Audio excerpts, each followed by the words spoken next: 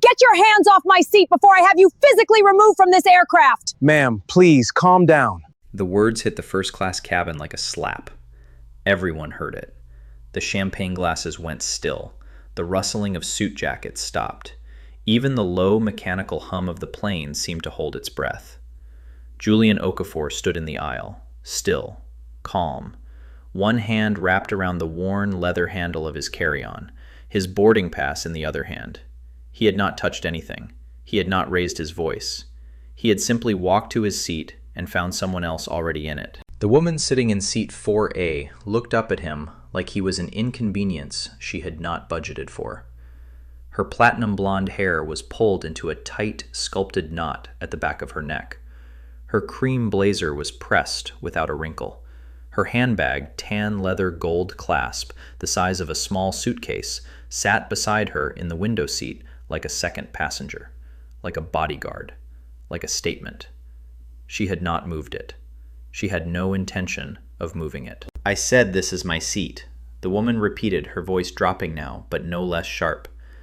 "I don't know who you think you are, but I have been flying this route for 11 years. This seat is mine." Julian looked at her for one quiet second. Then he looked down at the boarding pass in his hand, then back at her. "Ma'am," he said. His voice was steady, low, even. "My boarding pass says 4A. That is this seat." "Then your boarding pass is wrong."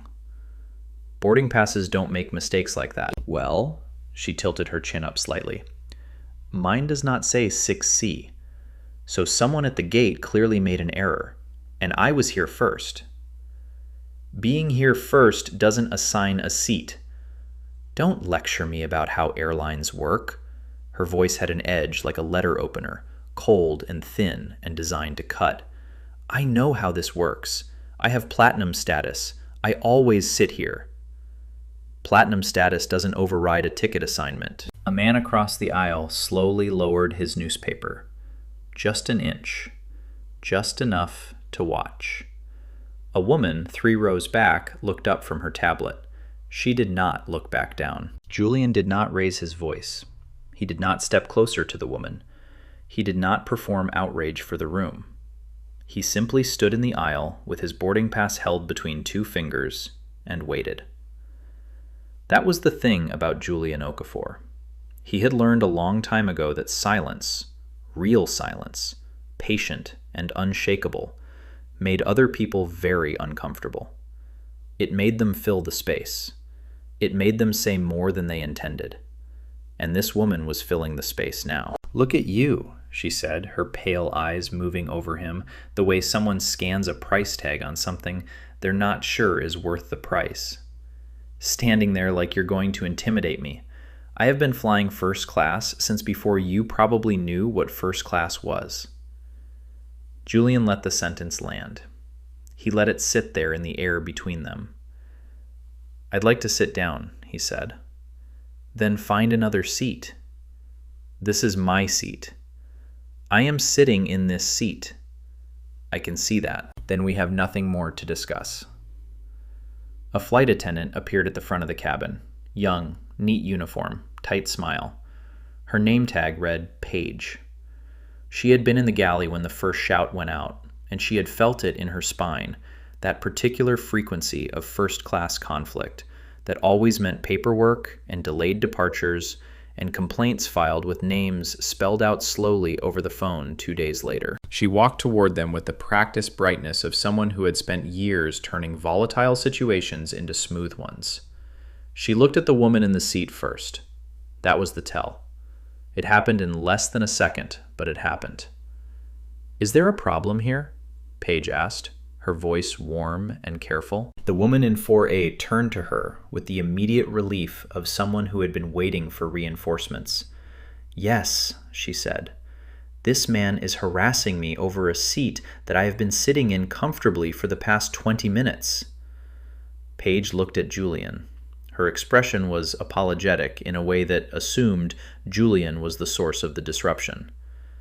Julian held out his boarding pass. He said nothing. He just held it out. Paige looked at it. Denver to Chicago, Flight 512, Seat 4A, First class. Confirmed. Ma'am, Paige said, carefully turning back to the woman, could I see your boarding pass as well? The woman's jaw tightened. For the first time, something shifted behind her eyes. A flicker, small, fast, gone.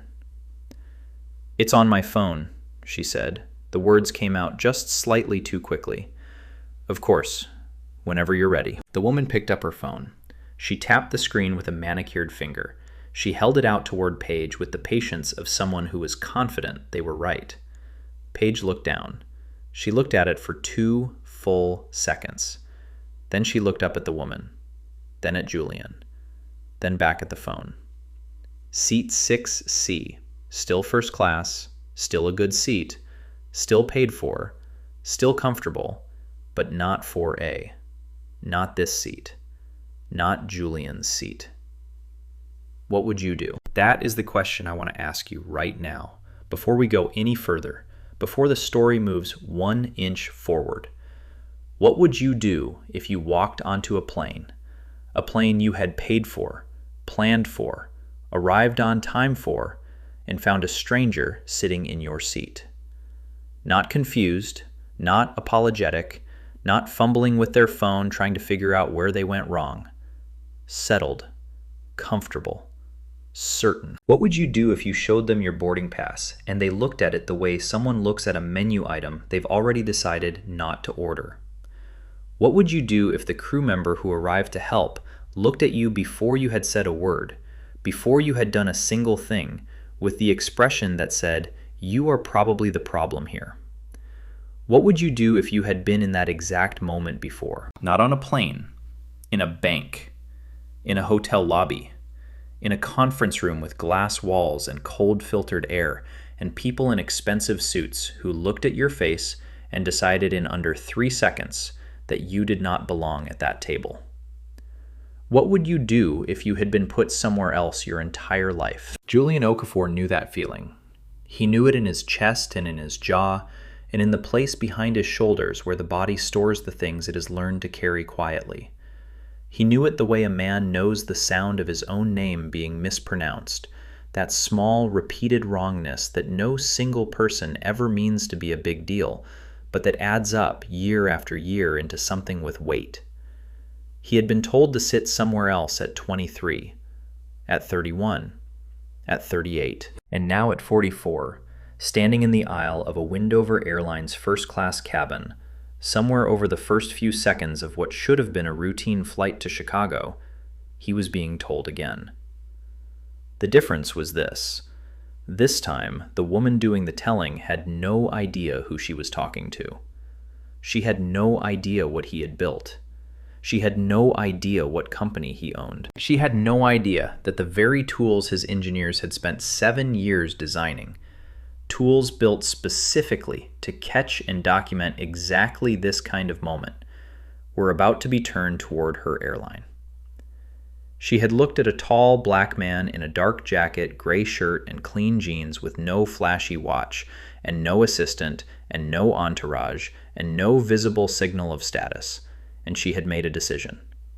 A complete, confident, total decision about who he was, about where he belonged. And she had been wrong in a way that would not stay private.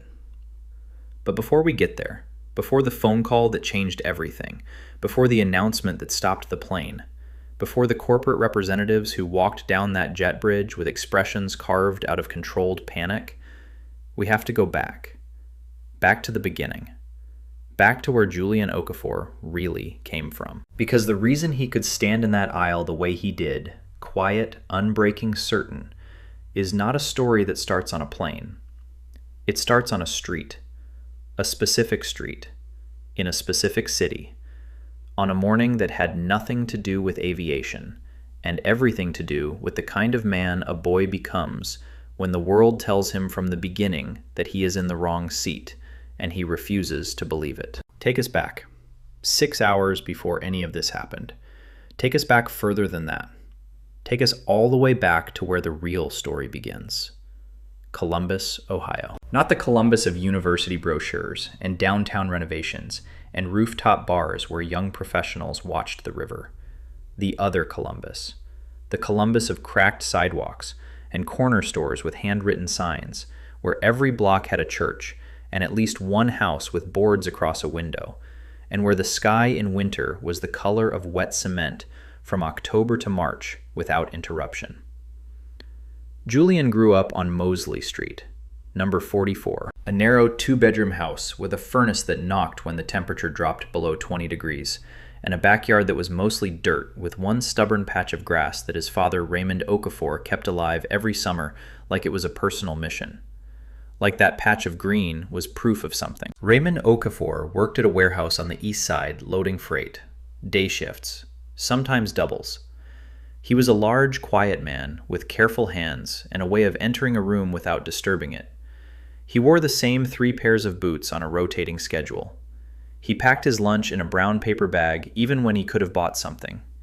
He said once and only once that the difference between a man who has money and a man who keeps it is that the second man remembers what it felt like not to have it. Julian was 8 years old when he said that.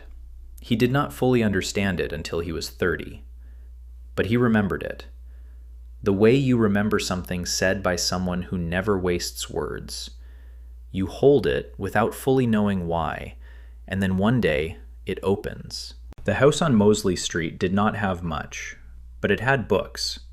Raymond bought them from library sales and thrift stores, and the occasional box left on someone's curb. Science books, history books, books about how things worked, engines, circuits, weather systems, the mechanics of flight. He stacked them on a wooden shelf in the living room, and he told Julian simply that the world would give him less than it gave some other people, and that his job was to know more than those people, to make up the difference. Julian believed him. At 9, he took apart the broken radio his father brought home from a garage sale and put it back together correctly. At 10, he wired a battery to a small motor using instructions from a library book and made a fan blade spin. At 11, he got a C in English and an A+ in every science class, and one teacher, Mr. Greer, white 50s, tired in the way of a man who had been teaching the same grade for too long, wrote on his report card, "Shows aptitude in mechanical reasoning, but struggles to apply himself consistently. Needs encouragement to focus." Raymond read that report card 3 times. Then he set it down on the kitchen table and looked at Julian. "Do you know what that really says?" he asked. Julian shook his head. "It says he's surprised," Raymond said. "Teachers write needs encouragement to focus when they don't expect much, and a kid gives them more than they planned for. He didn't know what to do with you, so he made it sound like a problem." He tapped the report card once with one finger. "The problem is his. Your job is to keep going anyway." Julian kept going. By 12, he had repaired 3 neighbors' televisions and been paid for 2 of them. By 13, he was building small circuit boards from components he ordered through a catalog his science teacher let him borrow. By 14, he had a notebook, spiral-bound, blue-filled front to back in his careful handwriting, with designs for things he wanted to build eventually. Detection systems, monitoring tools, ways to make the invisible visible. He didn't have the vocabulary for it yet. He didn't know the words algorithmic bias, or pattern recognition, or automated decision framework. He just knew that he was interested in systems the way they worked, the way they failed, the way they treated different kinds of inputs differently when they were supposed to treat them the same. He learned that from growing up on Mosley Street, where the schools got less, where the buses ran late, where the stores charged more, where the same behavior that earned one kid a warning earned another kid a suspension, where the systems were not broken, they were working exactly as they had been built to work, which was the thing that took him years to understand. A broken thing can be fixed by fixing the break. A thing built wrong has to be rebuilt from the ground up. That insight, stored without those words held as feeling before it became philosophy, would one day become ironclad systems. But first came the hard part. First came the years of being told politely and professionally, and with the smooth face of institutional procedure, to sit somewhere else. Julian was 23 years old the first time a bank told him no. He had expected that. You went in, you made your pitch. Sometimes they said no, you went to the next one. That was the deal. He understood the deal. What he had not expected was the way it happened. He had spent 4 months preparing. He had a business plan, 46 pages bound with financial projections. He had checked and rechecked with a calculator and a spreadsheet, and then checked again at 3 a.m. when he couldn't sleep. He had a prototype, a small detection algorithm he had coded himself, designed to flag inconsistencies in automated decision systems, insurance claims, loan approvals, hiring pipelines. Small, early stage, but real, but working. He had a meeting at Cornerstone Capital on the 14th floor of a building downtown. He had worn his best suit. He had arrived 9 minutes early. He had been directed to a waiting room with leather chairs and a water feature and a receptionist who smiled at him and offered him coffee. He said yes to the coffee. The coffee never came. 40 minutes later, a man named Bradford Hillis came to collect him. Bradford was 40-something, blonde, a smile that had been practiced until it looked spontaneous. He walked Julian into a conference room and sat across from him and looked at Julian's business plan for approximately 45 seconds before he set it down. "This is impressive," Bradford said, "for someone at your stage." Julian thanked him. "What I want to understand," Bradford said, "is your network, your connections. Who in the industry is going to open doors for you?" "The product opens doors," Julian said. "The algorithm performs at a level that—" Of course. Bradford waved a hand gently, not dismissively enough to be rude, just dismissively enough to redirect. "But investors in this space need to see ecosystem integration. They need to know that the right people are already at the table." He paused. He tilted his head very slightly. "Do you have relationships with the right people?" Julian looked at him. He understood in that moment exactly what Bradford was asking. It was not a question about his product. It was not a question about his projections or his prototype or his 4 months of preparation. It was a question about whether Julian looked like the kind of person who belonged at a table like this one. And Bradford had already answered it for himself before Julian sat down. "I have a working prototype," Julian said. "I have preliminary data showing a 17% improvement in detection accuracy over current industry benchmarks. I have a client pipeline that includes 2 mid-sized insurance firms who have expressed interest in a paid pilot program. What I need is capital to scale the engineering team." Bradford nodded slowly. The way someone nods when they have not heard what you said but want you to think they have. "The challenge," Bradford said, "is that early-stage AI ventures in this space are a crowded field right now. We're really looking for founders who bring—" He paused again. He chose his next word carefully. "Established credibility." Established credibility. 2 words.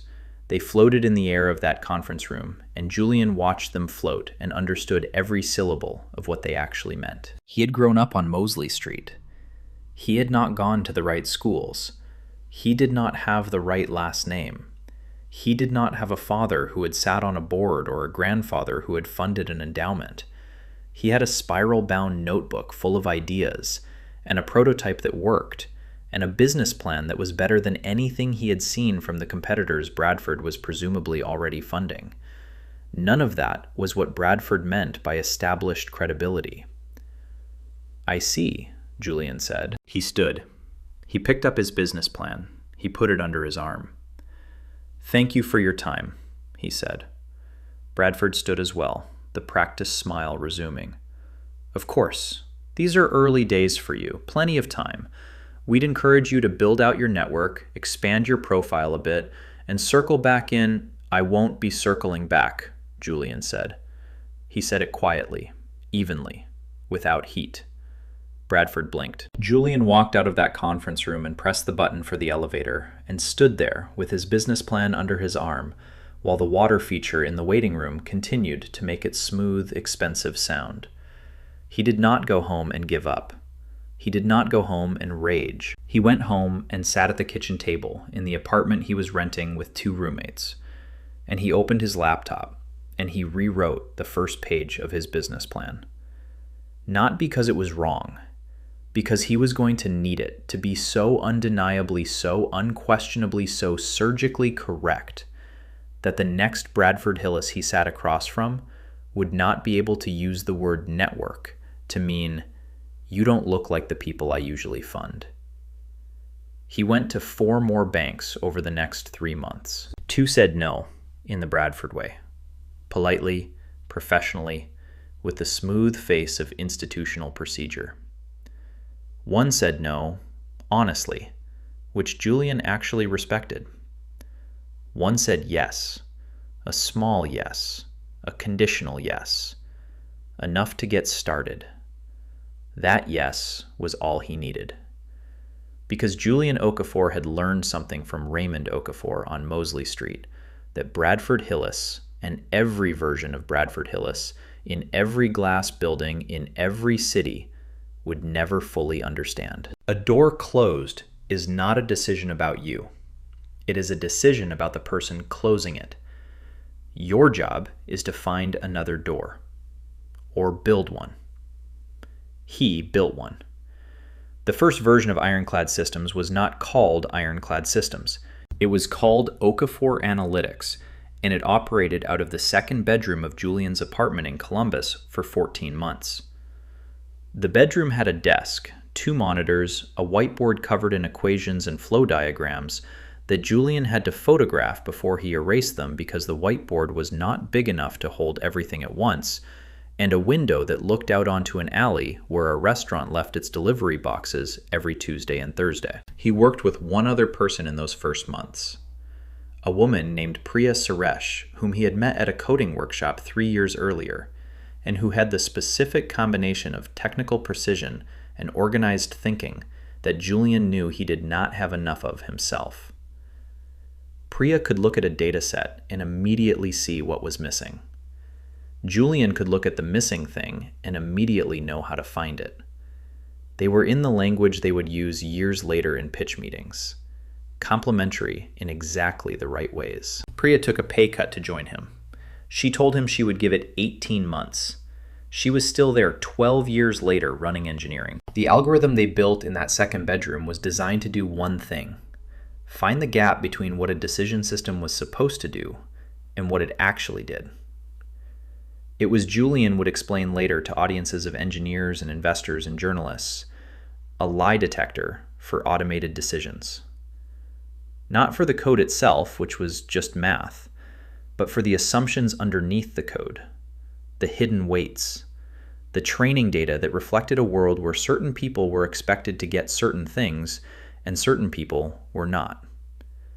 The machine learning from human bias, and then executing the bias at scale, without any human ever having to say a single prejudiced word, because the prejudice was already baked into the inputs. He called the core module Mirror, not because it was pretty, because it showed you what was already there. The first clients were small, an insurance firm that had noticed their claims processing was being flagged internally for inconsistency, a mid-sized retail bank that was facing a regulatory inquiry about approval patterns in personal loan decisions, a municipal government in Michigan that was getting pressure over inconsistencies in how their automated benefits eligibility system was treating applicants. All of them had the same experience when Julian came in with Mirror. The results were uncomfortable. The results showed things people had suspected but not been able to prove, not with enough precision, not with the clean data architecture that Ironclad provided, not in the format that stood up in a room full of lawyers. Ironclad made the invisible visible, and once it was visible, it could be addressed. Julian did not promise transformation. He did not stand at podiums and tell people his software would fix everything. He was too careful, too honest, too disciplined in his thinking for that. He said, "Here is what your system is doing. Here is the evidence. Here is what you can do about it. The rest is up to you." Some clients acted. Some stalled. Some hired consultants to write reports about the reports. But the data existed now. It was documented. It was datable and attributable and usable in proceedings where accountability had teeth. The growth was not overnight. There was a period in year 3 when a major contract fell through 2 weeks before Julian had planned to use the income to expand his engineering team. He had to call Priya and tell her the timeline had changed. He spent that night at his kitchen table going through every line item in the budget, looking for anything that could wait. Nothing catastrophic, but close enough that he could feel the edge. He called his father that night. Raymond Okafor listened to the whole situation without interrupting. Then he was quiet for a moment. Then he said, "Is the product still good?" "Yes," Julian said. "Then you're fine," Raymond said. "Problems with money are problems with timing. As long as what you're selling is real, the timing eventually comes right." It did. By year 5, Ironclad had 31 employees and offices in Columbus and Atlanta. By year 7, they were working with financial institutions, healthcare systems, government agencies, and a growing list of transportation companies, including, most recently, a prolonged and detailed conversation with the executive team of Windover Airlines, who had heard about Mirror and wanted to explore what an airline-specific module might look like. Windover was experiencing what their internal communications called patterns of inconsistency in how passenger complaints were being handled across different demographic groups. What their data showed when Ironclad ran it through Mirror's newest build was something more specific, something with a direction, something that pointed again and again and again to the same failure human judgment in the moment of conflict resolution was being applied differently depending on who the passenger was and how they looked. The airline's lawyers called it a gap in crew training protocols. Julian's engineering team called it what it was. He had a meeting with Windover's executive team scheduled for the following week. He was flying to Chicago today to prepare for it. He was sitting in seat 4A, or he was supposed to be. The last time Julian saw his father before the Denver trip was a Sunday afternoon in March. Raymond Okafor was 71 now, and he moved differently than he used to. The knees that had spent decades on warehouse floors had opinions about stairs. He sat in the armchair by the window in the house on Mosley Street, the same house, different furniture, same view of the stubborn patch of grass that had somehow survived another winter. And he held a cup of tea with both hands the way he always had, like warmth was something worth holding carefully. Julian had driven in from Columbus's north side, where he kept an apartment he was rarely in. He brought groceries. He sat in the chair across from his father, and they talked for 3 hours, the way they always did, without agenda, following whatever thread arrived.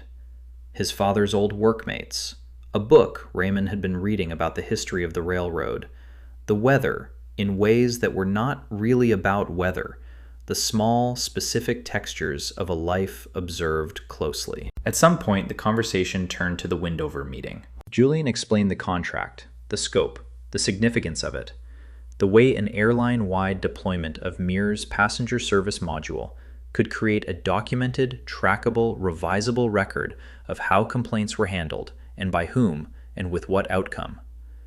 The way it could make visible, in real time, the patterns that currently disappeared into the noise of daily operations and overworked crews and pressure to get planes off the ground on time. Raymond listened. He nodded. "So you built a tool that catches the thing that happened to you your whole life," he said. Julian looked at him. "That's one way to say it. Is there another way?" Julian thought about it. "I built a tool that gives organizations the evidence they need to fix something they mostly know is broken, but have a financial incentive not to look at directly." Raymond considered that for a moment. "Same thing," he said.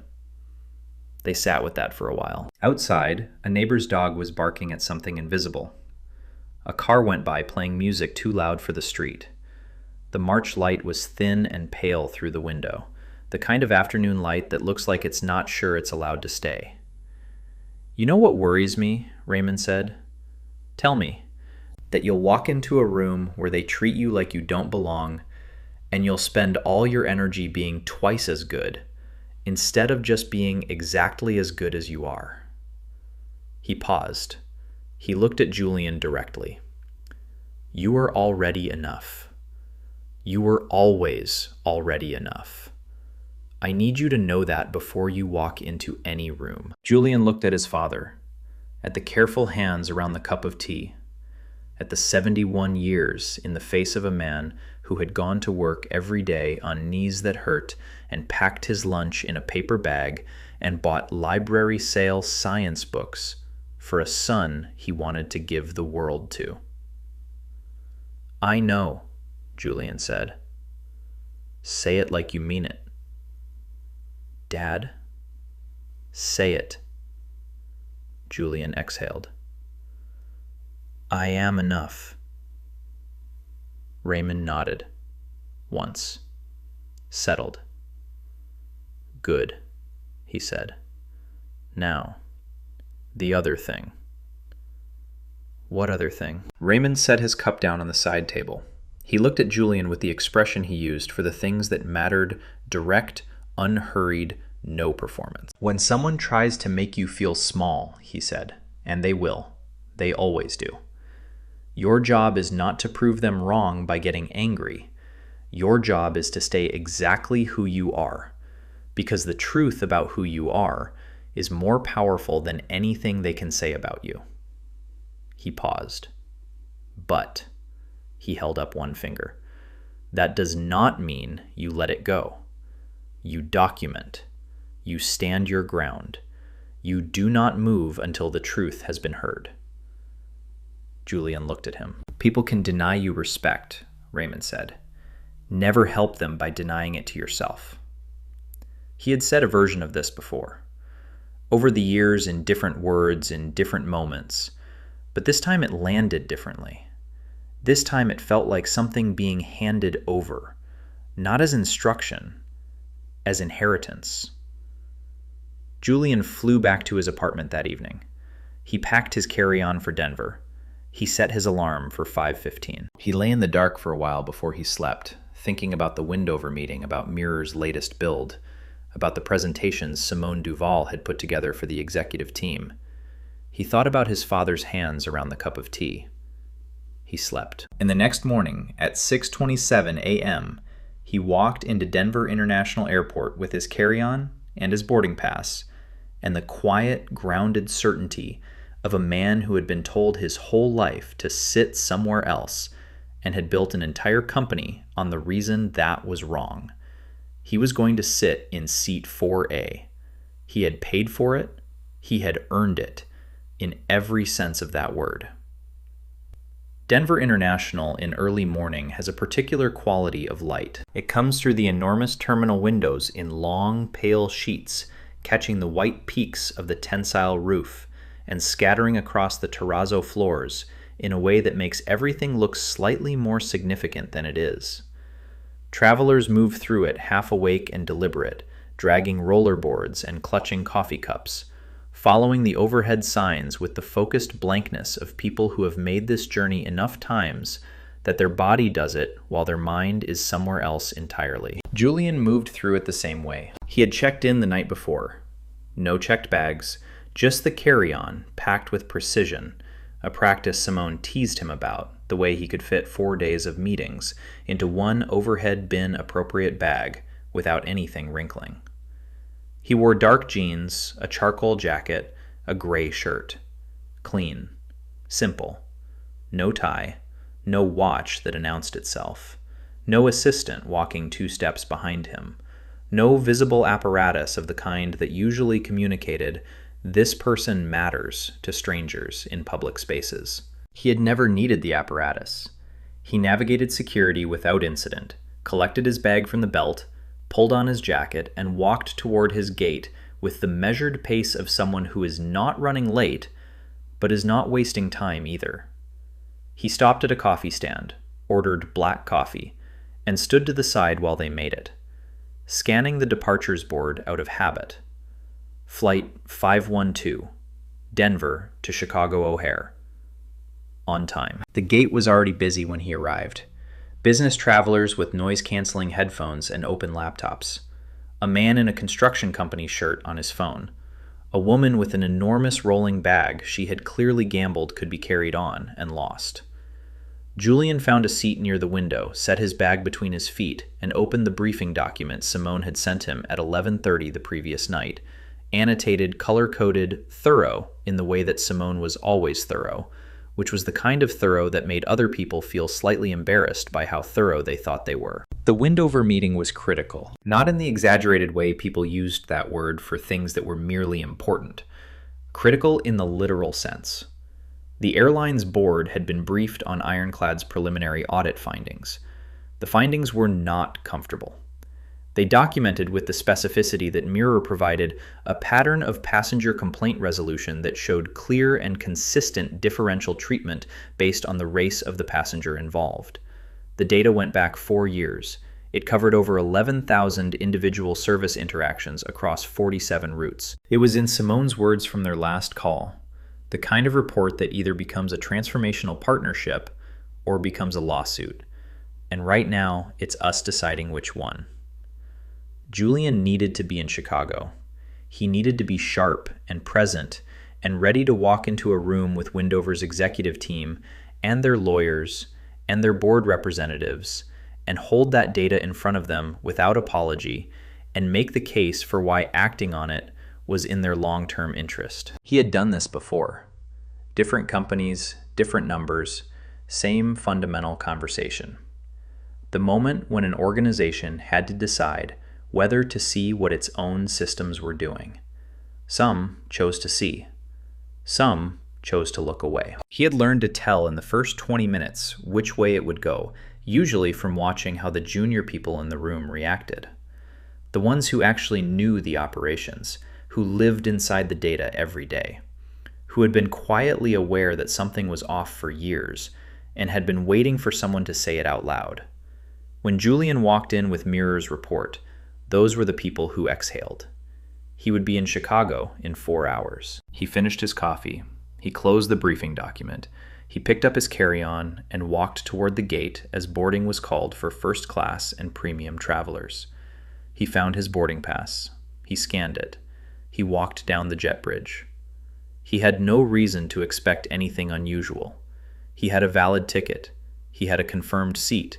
He was a paying customer on a routine flight. He walked through the aircraft door, turned left into first class, felt the soft white glow of the cabin lights, and the muted sounds of people settling into leather seats, and the low, pleasant hum of early boarding. And he walked down the short aisle to seat 4A, and he found it occupied. She was looking out the window when he arrived, or pretending to. There was a difference, and Julian noticed it. The window looked out onto the jet bridge gray corrugated metal, a ground crew member in an orange vest moving a luggage cart. Nothing worth the attention she was giving it. But she was giving it that attention anyway, deliberately. The specific act of looking away from the aisle when you know someone is coming down it, and you have decided you are not interested in making their arrival easier. Diane Ashworth. That was the name on the boarding pass in the seat pocket, Julian would learn later. But in this moment, she was just a woman in his seat. Platinum blonde hair arranged in a precise architectural knot at the back of her neck. The kind of knot that required a mirror and a specific kind of patience, and probably a minimum of 3 pins.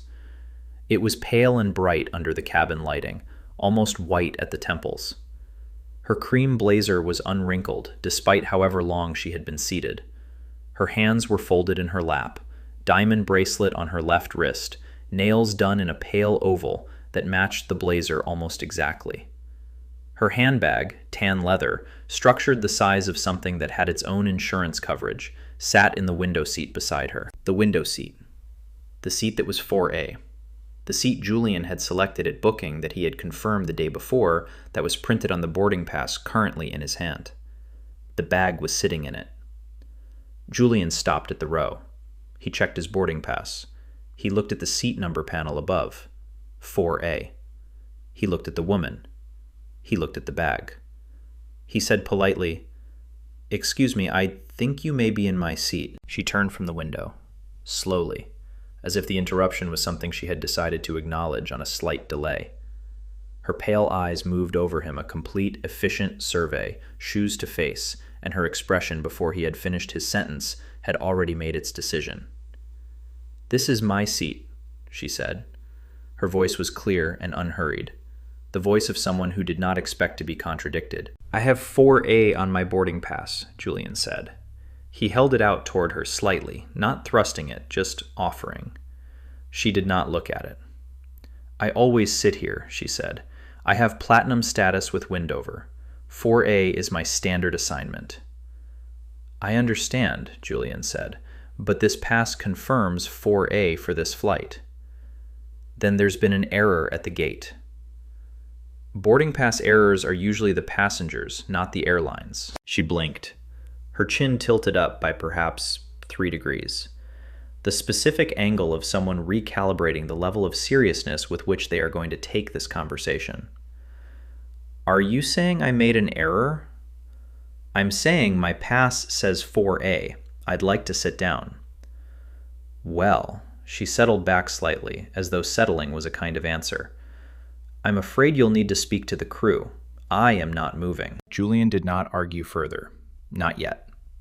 He stood in the aisle and he looked at the seat and the bag sitting in the seat, and the woman who had decided with the particular certainty of someone who had never been seriously wrong about something like this, that the seat was hers, that he was mistaken or maneuvering, that the appropriate response to his boarding pass was a calm, final, completely groundless declaration of prior claim.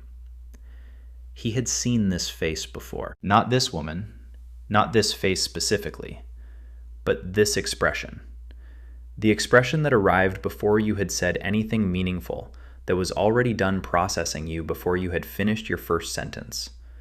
The expression that had looked at his suit and his calm and his carry-on and his face and assembled them into a narrative in under 2 seconds. He had seen it in banks, in hotel lobbies, in conference rooms, in elevators where he pressed the button for the floor above the floor the other person expected him to press.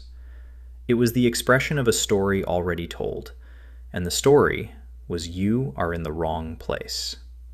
He breathed in, slow. He breathed out. He stood his ground. Not loudly, not dramatically, not with the stiffened posture of someone performing resistance for the room. He simply stood there in the aisle with his boarding pass in his hand and his carry-on beside him, and the unbothered certainty of someone who knew clearly and completely that the seat was his and that knowing it was enough to stand on. Diane Ashworth turned back toward the window. Her handbag stayed in seat 4A, and that was the moment the cabin began to shift. Not with noise, not with action, but with the specific kind of attention that gathers in a room when someone in the room is being wronged in a way that has not yet been named. Dorothy Vance, 68, retired schoolteacher in seat 5B, looked up from her paperback. Walter Briggs, 63, retired Army sergeant in seat 5A, felt something in his jaw tighten that he recognized from decades of watching people in authority make the wrong call and then ask someone else to live with it. Renee Castillo, 39, intensive care nurse from Denver in seat 6B, looked at the standing man in the aisle and the seated woman with the bag and understood, with the diagnostic instinct of someone who spent her days reading vital signs, exactly what was happening. None of them said anything yet. They just watched.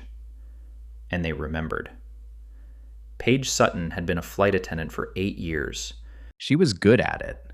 Not good in the promotional video sense. She was not someone who beamed at passengers while pointing to emergency exits with the theatrical pleasure of a game show hostess. She was good in the operational sense. She was calm under pressure. She managed difficult passengers without escalating. She could deboard a full aircraft with a mechanical delay in under 22 minutes. She remembered which passengers had dietary restrictions without checking her list twice. She knew the first name of every crew member she'd worked with in the past 2 years. She also, though, she would not have said this about herself and would have resisted strongly if someone else had said it about her, had developed over 8 years in first class a rapid, largely unconscious system for reading passengers as they boarded. It was not a system she had designed. It had assembled itself from repetition and feedback and the specific culture of the cabin she worked in most often. The culture that sorted passengers by the visible markers of belonging and read the markers and predicted the story. Expensive clothing, frequent flyer status markers, a certain ease of manner, a certain unhurried quality in the way someone moved through the jet bridge. These things registered as expected, as belonging. Everything else registered as potential work. She had been in the galley when Diane Ashworth had raised her voice. Not shouting, not the kind of noise that brought the whole crew running, but loud enough, sharp enough. The specific pitch of first-class displeasure that a flight attendant with 8 years of experience recognized before the words resolved into meaning. She came out of the galley and saw the situation immediately. A woman in 4A settled confident, displeased. A man standing in the aisle beside the row carry-on in hand, a boarding pass held out. She performed the rapid, unconscious read. The woman in the seat, cream blazer, diamond bracelet, platinum blonde hair, immaculate. The body language of someone who expected the space to arrange itself around her. Regular customer, probably platinum status. Complaint writer. The kind of passenger whose dissatisfaction had a paper trail and a corporate email address and found its way into a file that was eventually someone's annual review. The man in the aisle, dark jacket, gray shirt, jeans, carry-on, a boarding pass she hadn't seen yet. Tall, calm, not angry, which was somehow more unsettling than angry. Standing there without moving, like he had already decided how this was going to go, and was simply waiting for everyone else to catch up. She had already composed the internal headline before she reached them. Passenger in aisle disputing seat with seated passenger. The seated passenger she pictured as the anchor. The standing passenger she pictured as the variable.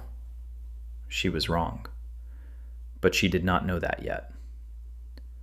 "Is there a problem here?" she asked, keeping her voice warm and equidistant. She looked at the woman first. That was the tell. She would understand it later. In that split second of deciding where to direct the first question, she had already signaled her reading of the situation. Diane Ashworth understood the signal immediately. She turned to Paige with the body language of someone who has been vindicated by the arrival of help. "Yes," Diane said, "this man is claiming my seat is his. I have been seated here since boarding opened, and he simply walked up and demanded I move." Paige looked at Julian. Julian held out his boarding pass without speaking. She looked at it. Denver to Chicago. Flight 512. Seat 4A. Confirmed. "Ma'am," she said to Diane, turning back, "could I please see your boarding pass as well?" Diane unlocked her phone with a sharp tap and extended it toward Paige. Seat 6C. The number sat there on the screen, clean and unambiguous. First class still, a good seat. Aisle seat 4 rows back from where she was currently sitting. But not 4A, not by any reading, any mistake, any version of the situation in which she was right. Paige looked at the phone for 2 seconds. She felt heat gather behind her collar. The facts were clear. They had been clear from the moment Julian showed her his pass. Diane Ashworth was in the wrong seat. Her bag was in the wrong seat. The man standing in the aisle was in the right. And Paige stood there for a moment with both pieces of information and felt the familiar pressure of the choice she was being asked to make. Not out loud, not with words, not with anyone explicitly saying anything, but the pressure was there. The cream blazer, the diamond bracelet, the platinum blonde hair, and the platinum status, and the specific way this woman was looking at Paige right now, with the expression of someone who had filed enough complaints to know how the math worked. And the man in the aisle with his boarding pass and his carry-on and his stillness. Paige had a choice. She could fix it cleanly. She could turn to Diane and say simply and professionally, "Mrs. Ashford, I'm afraid your assigned seat is actually 6C. I'll help you get settled there." Done. Resolved. 30 seconds. Or she could manage it. She could soften it, smooth it over, Try to find a way to make both parties comfortable that did not require asking the comfortable party to become slightly less so. She chose to manage it. Mr. She glanced at Julian. She realized she didn't have his name yet. Okafor, Julian said. Mr. Okafor, I can see there's been some confusion. I want to make sure we resolve this comfortably for everyone. Could you give me just a moment? Julian looked at her. His expression was patient, but his eyes were sharp. The boarding pass is clear, he said. I don't think there's confusion. Of course, I just want to make sure everyone... Is there a question about who has 4A assigned? Paige paused. No, she said finally. No, there isn't. Then the resolution seems clear. She swallowed. She turned back to Diane. The way Diane was looking at her, waiting certain, with the patient expectation of someone who has always gotten what they wanted from this kind of moment, made Paige feel the pressure more acutely. Mrs. Ashworth, Diane supplied. Mrs. Ashworth, I do need to let you know that your assigned seat is listed as 6C on this flight. Diane's chin lifted. That's a mistake. I understand, but the system... I did not book 6C, Diane said. Her voice had gone quieter, colder. I never book 6C. I have been flying this route for 11 years, and I have platinum status, and this seat has been mine consistently for the past 4 years. Whatever the system says, I am telling you, this is my seat. Paige stood between them. She could feel the eyes of the cabin on her back. She made the choice that felt easier in the moment. It was the wrong choice. Honey, Diane said. She dropped her voice. Just enough. Leaning slightly toward Paige in the way of someone sharing a reasonable private confidence that the listening room would be permitted to overhear. I have been flying Windover since before this route existed in its current form. I have 400,000 lifetime miles on this carrier. I know how seating assignments work. I know that gate agents occasionally make errors that the system is not infallible, and that in those situations the appropriate thing to do is to work it out with the crew rather than make a scene. She glanced briefly, minimally, with the studied casualness of a practiced dismissal toward Julian. Just put him somewhere else, she said. Somewhere else. The words fell into the aisle like something dropped from a height. They landed without drama, without violence, with the absolute casual certainty of someone who had always been moved toward and had never been moved away from. Just put him somewhere else. Julian heard it. He had heard those words before.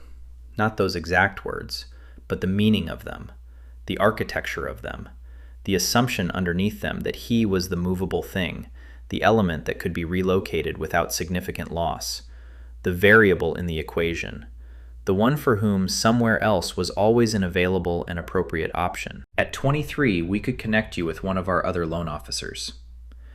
The other officer had a smaller portfolio and a smaller timeline and a ceiling that had already been decided. At 31, there may be a better fit for you in a different division. The division that met with executives was not that division. At 38, the board feels that the timing isn't quite right for this kind of leadership transition. The timing was always not quite right for him, and always exactly right for someone else. Somewhere else. Always somewhere else. He breathed in. He breathed out. He looked at Paige. Paige had heard it too. He could see it in her face, the way the sentence had landed on her differently than Diane had intended. Paige had expected Julian to react with frustration. Instead, he was watching her, steadily, the way someone watches to see what a person is actually made of. Paige swallowed. She looked at Julian's boarding pass again. She looked at the screen of Diane's phone that she was still holding. She looked at Diane. The facts were the same as they had been 30 seconds ago. Julian was assigned to 4A. Diane was assigned to 6C. The bag sitting in the window seat had no boarding pass at all. Mrs. Ashworth, Paige said, I understand you prefer this seat, and I understand your loyalty to Windover, but I do need to confirm that according to the booking, seat 4A is assigned to this passenger for this flight." Diane's expression shifted. The patient, certain quality of it tightened into something more brittle. "You cannot be serious." "I am. I'm sorry for any confusion with the seating system, but there is no confusion with the system," Diane said, her voice rising just slightly, the controlled kind of rising that is actually louder for being controlled.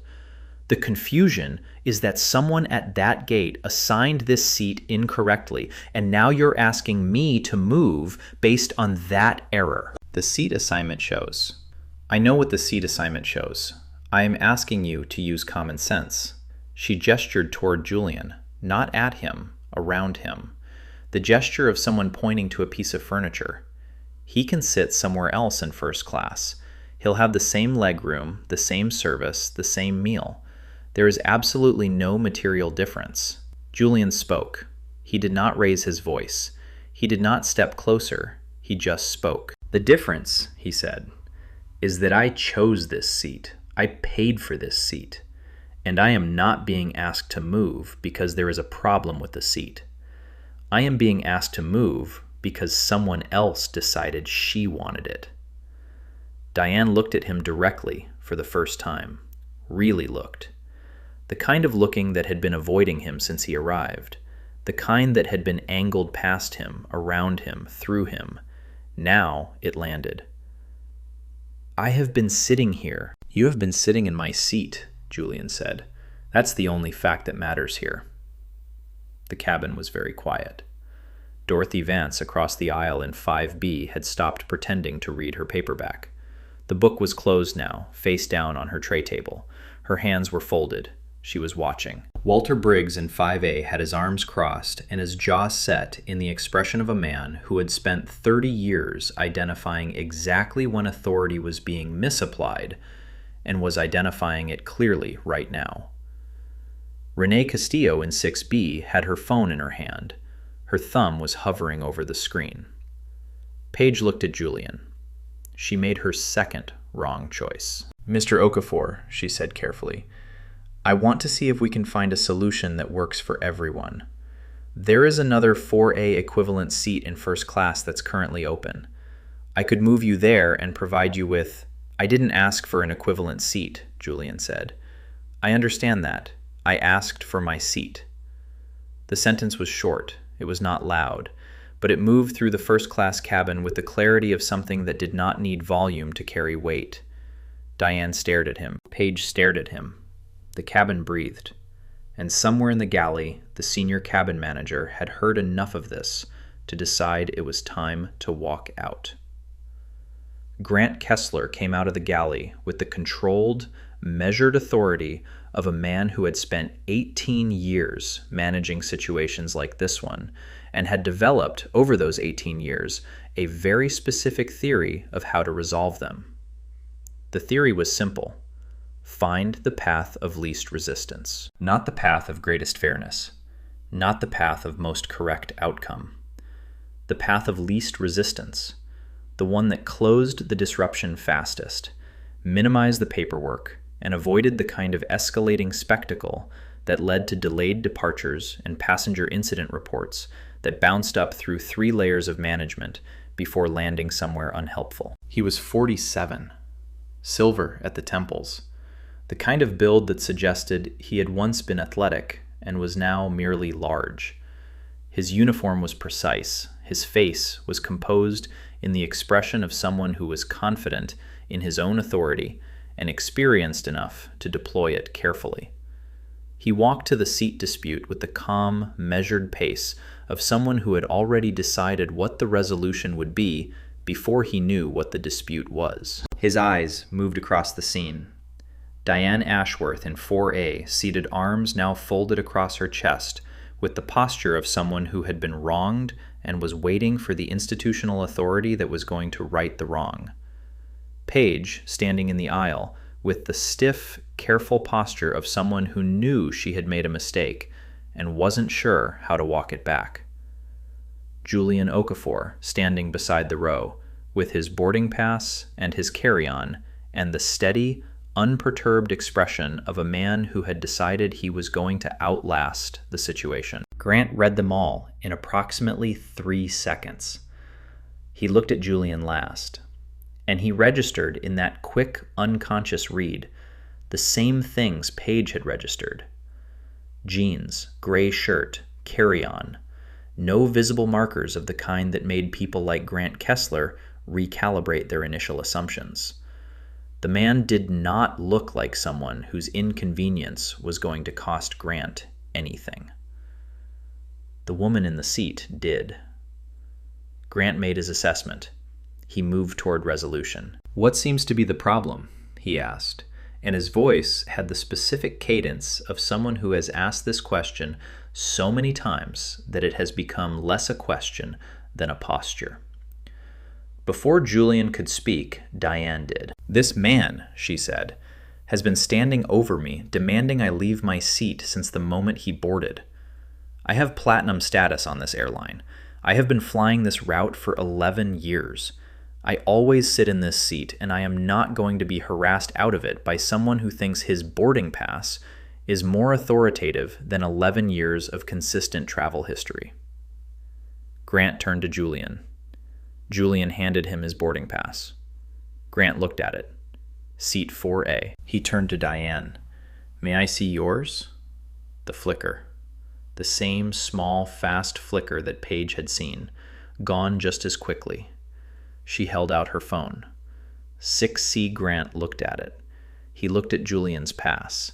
He understood the situation in its entirety in approximately 4 seconds. He then spent the next 30 seconds calculating how to resolve it in the way that would cause him the least difficulty. Julian was right. Factually, procedurally, unambiguously. His seat was 4A. He had the boarding pass. Diane had 6C. The resolution was, Diane moves to 6C, Julian sits in 4A, the flight departs. That was the clean resolution. The complication was Diane Ashworth's expression, her platinum status on Grant's internal passenger priority list, and the very specific way she was looking at him right now, with the expectation of a woman who had always, in 14 years of flying Windover first class, found the crew to be on her side. Not because she was always right, because she was always the kind of passenger whose complaint, filed afterward, had consequences. Grant made the calculation. "Mr. Okafor," he said, turning toward Julian with the practiced warmth of his conflict resolution voice. "I completely understand your frustration, and I want to make this right for you. I have an excellent seat available in first class. 7A is currently open window seat, same meal service, same legroom, and I'm authorized to provide you with 5,000 bonus miles and a full meal and beverage credit for the inconvenience."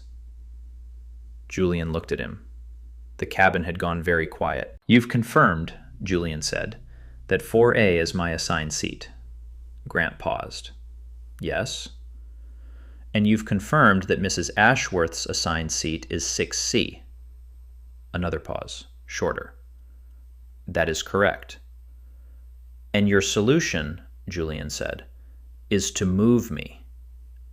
Grant felt the situation crystallizing around him in an uncomfortable way. In the interest of a smooth departure,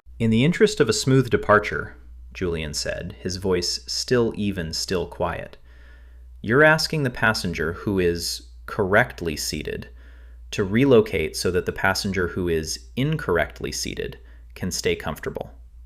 The cabin absorbed this. Grant blinked once.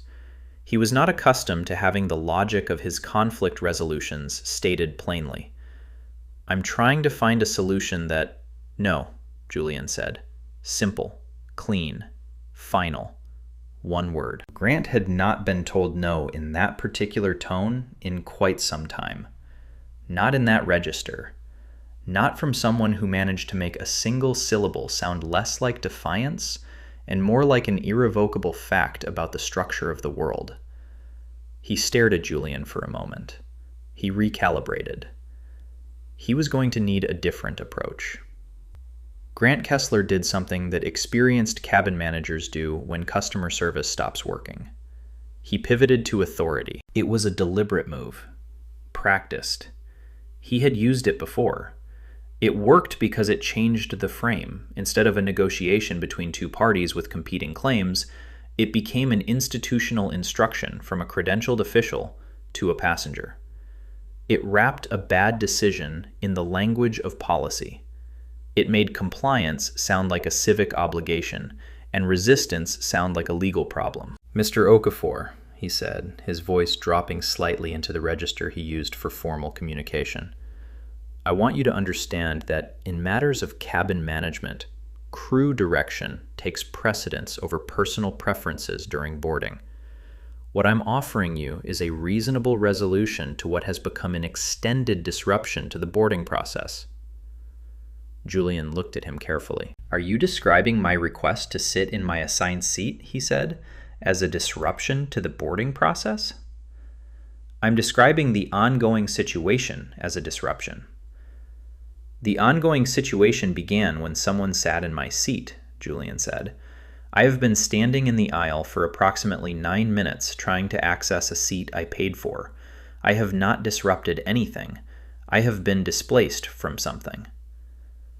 "That's one way to characterize it." "What's the other way?" Grant met his eyes. He chose not to answer that. "Sir, in the interest of getting this flight off the ground, I'm asking for your cooperation." "I cooperated with your airline when I booked this seat," Julian said. "I cooperated when I checked in last night.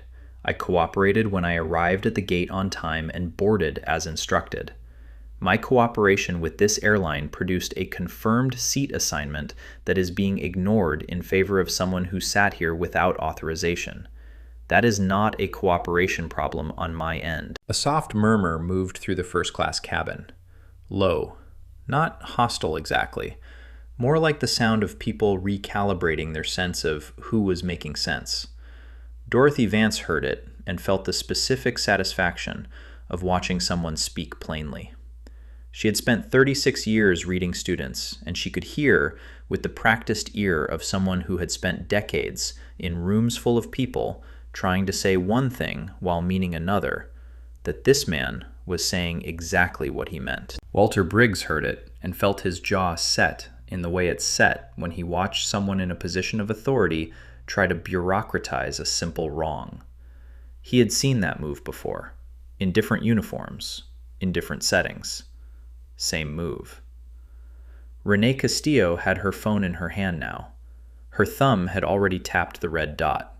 The camera was running. She held the phone casually angled toward the aisle, the way someone looks like they're checking messages. Grant pressed on. "Mr. Okafor, I want to be clear. When a crew member gives a direction during boarding, compliance is expected. Continued noncompliance can result in escalation, which neither of us wants." The word escalation moved through the air. Julian heard it. He heard what it meant. He heard the implicit destination of the sentence: removal from the aircraft, police involvement, the language that turns a wronged passenger into a liability. He had heard this move before too, in different rooms, with different furniture, but the same essential structure. Comply, or we will make this much worse. Not because you're wrong, because you're inconvenient. He looked at Grant, and he chose to respond with the only thing that never failed: clarity. "Let me make sure I understand the situation correctly," he said. "You have confirmed that seat 4A is assigned to me on this flight." "Yes." "You have confirmed that the passenger currently in seat 4A is assigned to seat 6C. "That is correct." "And you are now formally directing me, the correctly assigned passenger, to relocate so that the incorrectly seated passenger may remain comfortable." Grant's professional composure held, but something behind it stiffened. "I'm directing you to comply with my resolution in the interest of an on-time departure. I'm noting," Julian said, "the name on your badge, Grant Kessler, Senior Cabin Manager. I'm noting the airline, Windover Airlines Flight 512, Denver to Chicago. I'm noting the time and I'm noting your direction. Grant stared at him. "I'm not moving," Julian said. The cabin went very still. Diane Ashworth, who had been watching this exchange with the concentrated satisfaction of someone watching someone else fight on their behalf, felt the first hairline crack in her confidence. Because the man in the aisle had not raised his voice. He had not threatened. He had not performed. He had simply built a record. And the particular care with which he was building it, the name, the badge, the airline, the time, suggested someone who knew exactly what that record was for. Grant cleared his throat. He looked at Paige. Paige looked at the floor. Grant made a decision. He reached for the service phone near the galley wall. He was going to call the captain. Dorothy Vance was 68 years old, and she had taught 5th grade at an elementary school in Aurora, Colorado for 36 years before she retired. In those 36 years, she had sat across from approximately 800 students, and she had learned to read them in the specific, detailed way that only comes from decades of close attention. She could hear the lie in a voice before the sentence finished. She could see the shame in a body before it spoke. She could tell, with the kind of accuracy that had nothing to do with science and everything to do with repetitive, careful observation, when a child was scared and performing brave, when an adult was wrong and performing certain. She was watching Diane Ashworth perform certain. Dorothy had seen that performance before. The voice that dropped slightly to imply conspiracy. The look that passed from Diane to the crew member that said, "You and I understand each other in a way that he doesn't." The slight tilt of the head when addressing Paige and then Grant that positioned them as allies before they had agreed to be. The way Diane's body language had shifted the moment Grant appeared, softened, appealed, relied. Dorothy had watched all of it. She had also watched Julian. She had watched him stand in that aisle with the carry-on by his feet and the boarding pass in his hand and not move, not raise his voice, not gesticulate, not perform anything. Just stand. The way a person stands when they know the ground under their feet is solid. She recognized that quality. She had seen it less often than she'd like in students who knew they were right even when the room wasn't arranging itself to agree. There was a specific kind of stillness in a person who doesn't need external validation to maintain their position. It was rare.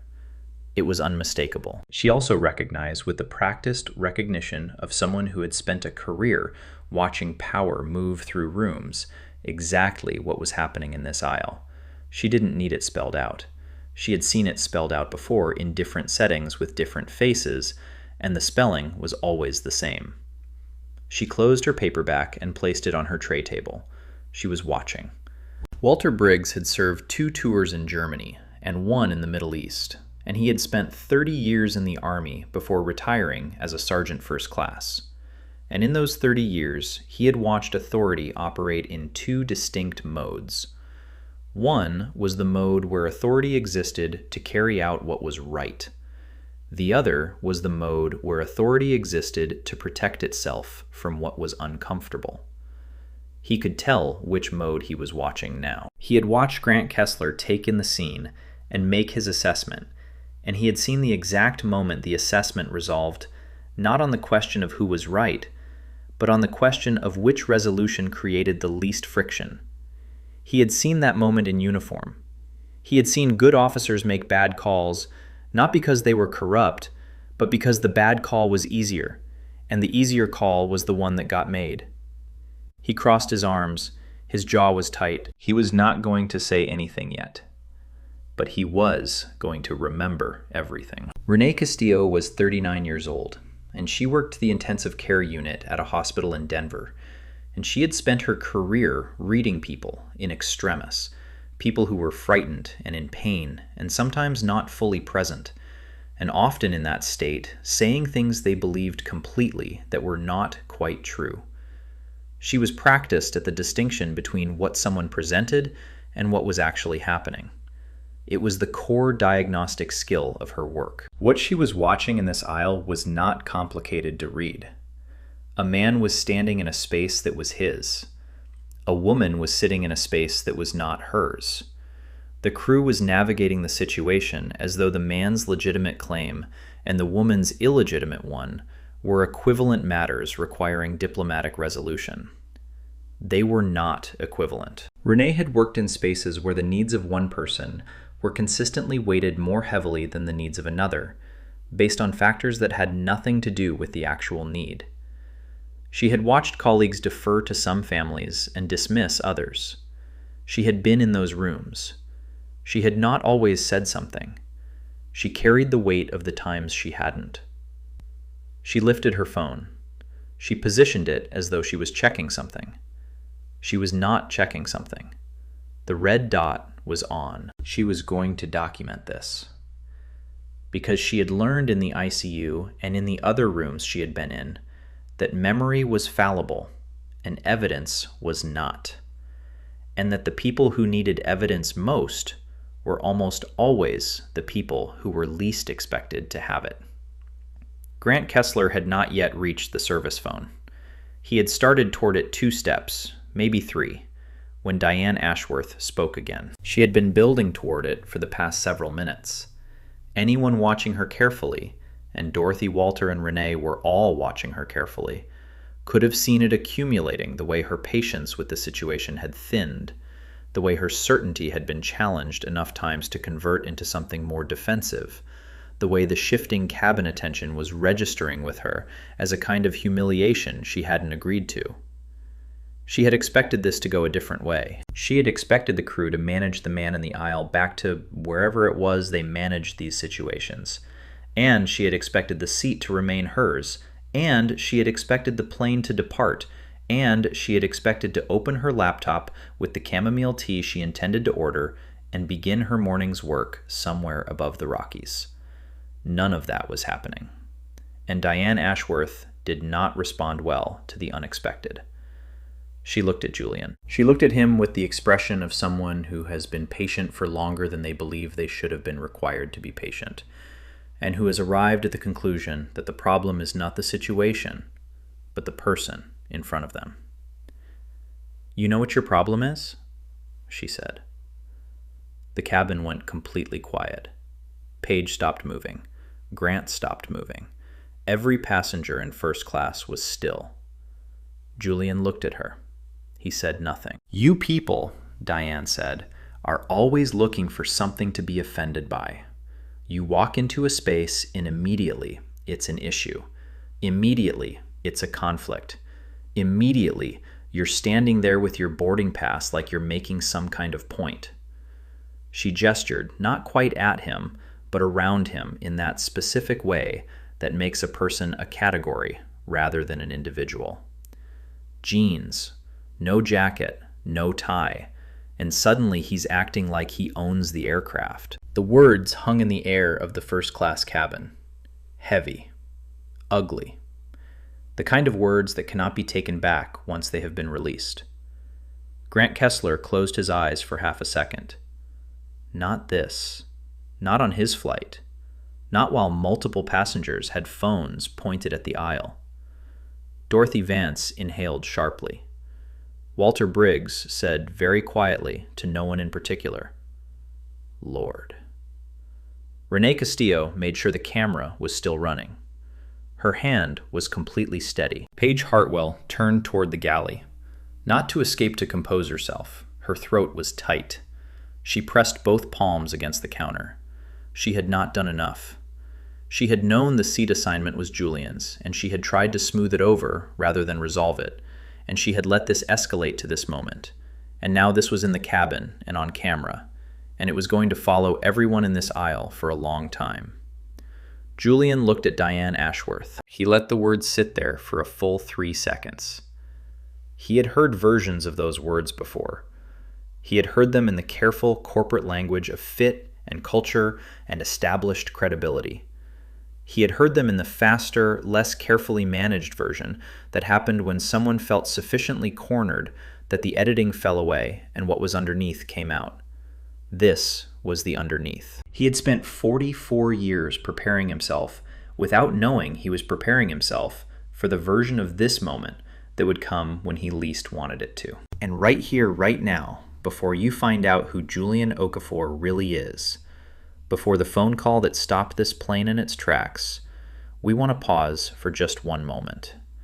If you have ever stood in an aisle like this one, if you have ever been handed a look that decided who you were before you opened your mouth, if you have ever been told directly, or through procedure loudly, or through silence, that the seat you earned was available for someone else's comfort, then this story is for you.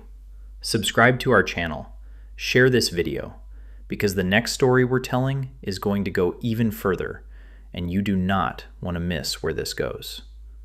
Now, back to Julian. He spoke. His voice did not rise. It did not tremble. It did not perform. It simply arrived, clear and complete, into the silence that Diane's words had made. "You saw me for less than 30 seconds, he said, "and somehow you decided who I was."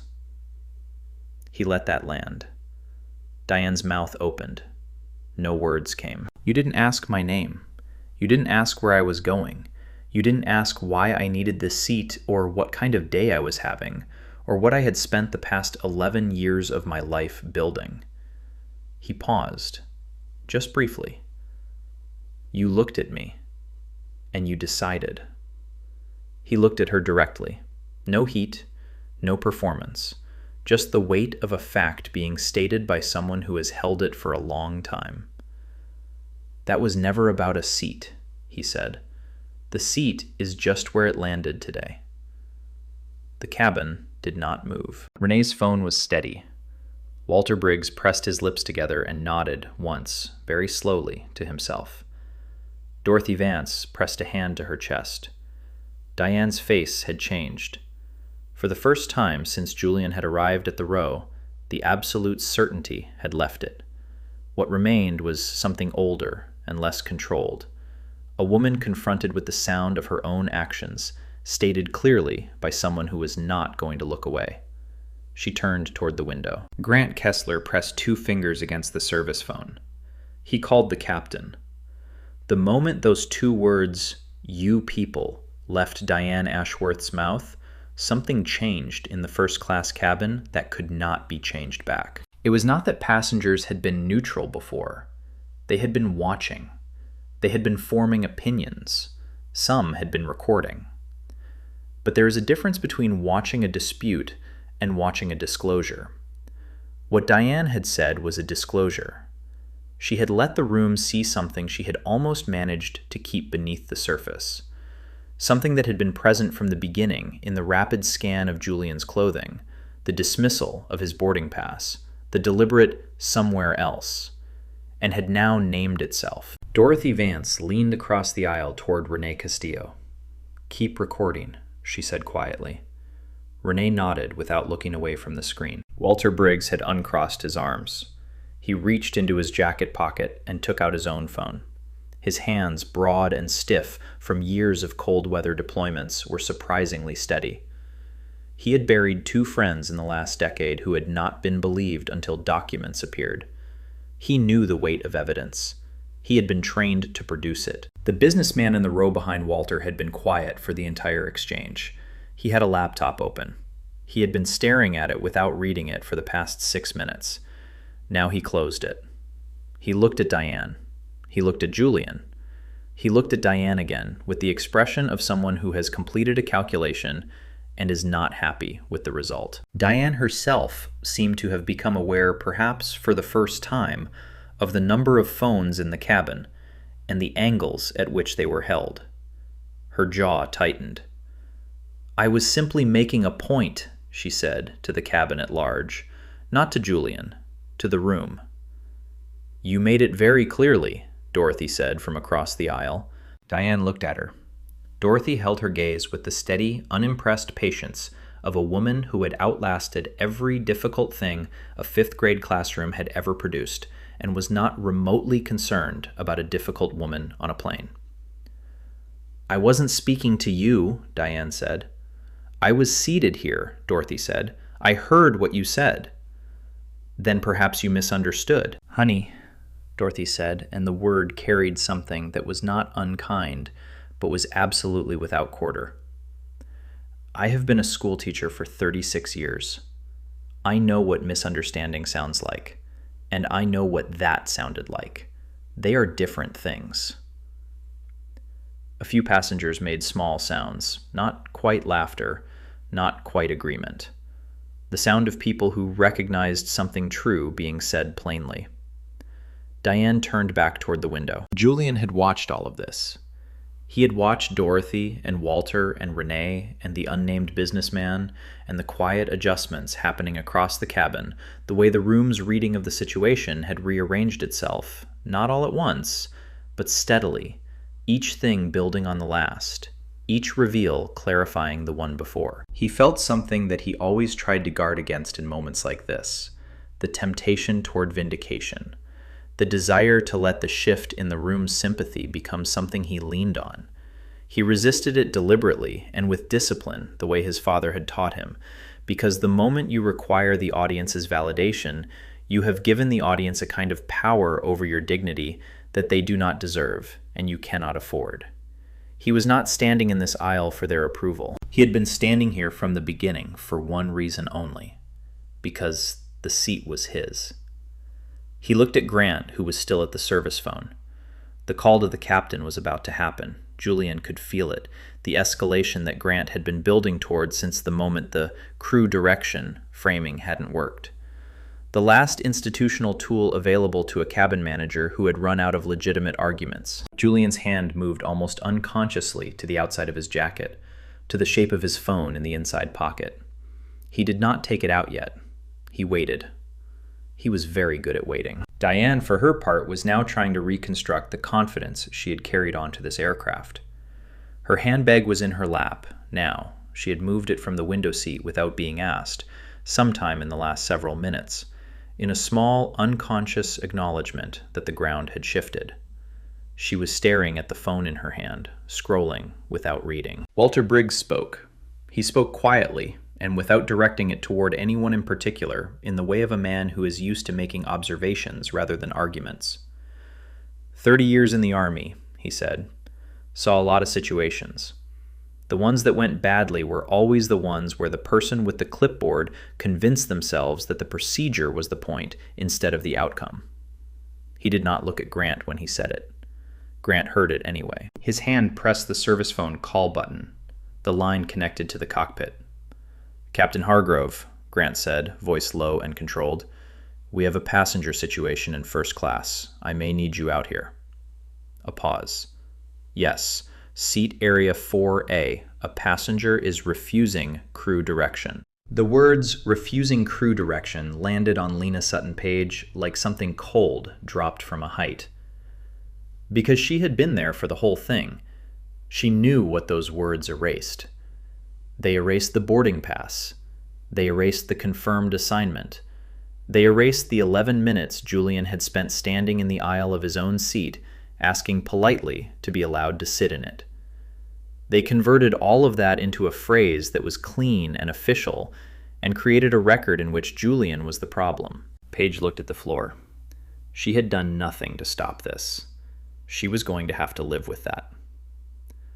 Captain Owen Hargrove came out of the cockpit the way captains always come out of cockpits when they are called to a passenger situation, with a specific kind of controlled, deliberate presence that is designed to communicate authority before a word is spoken. He was 56, broad through the shoulders, silver at the temples, 4 gold stripes on his uniform sleeves that caught the cabin light in a way that was functionally designed to remind people that he was in charge of this aircraft, and by extension, everyone on it. He had 28 years of commercial aviation.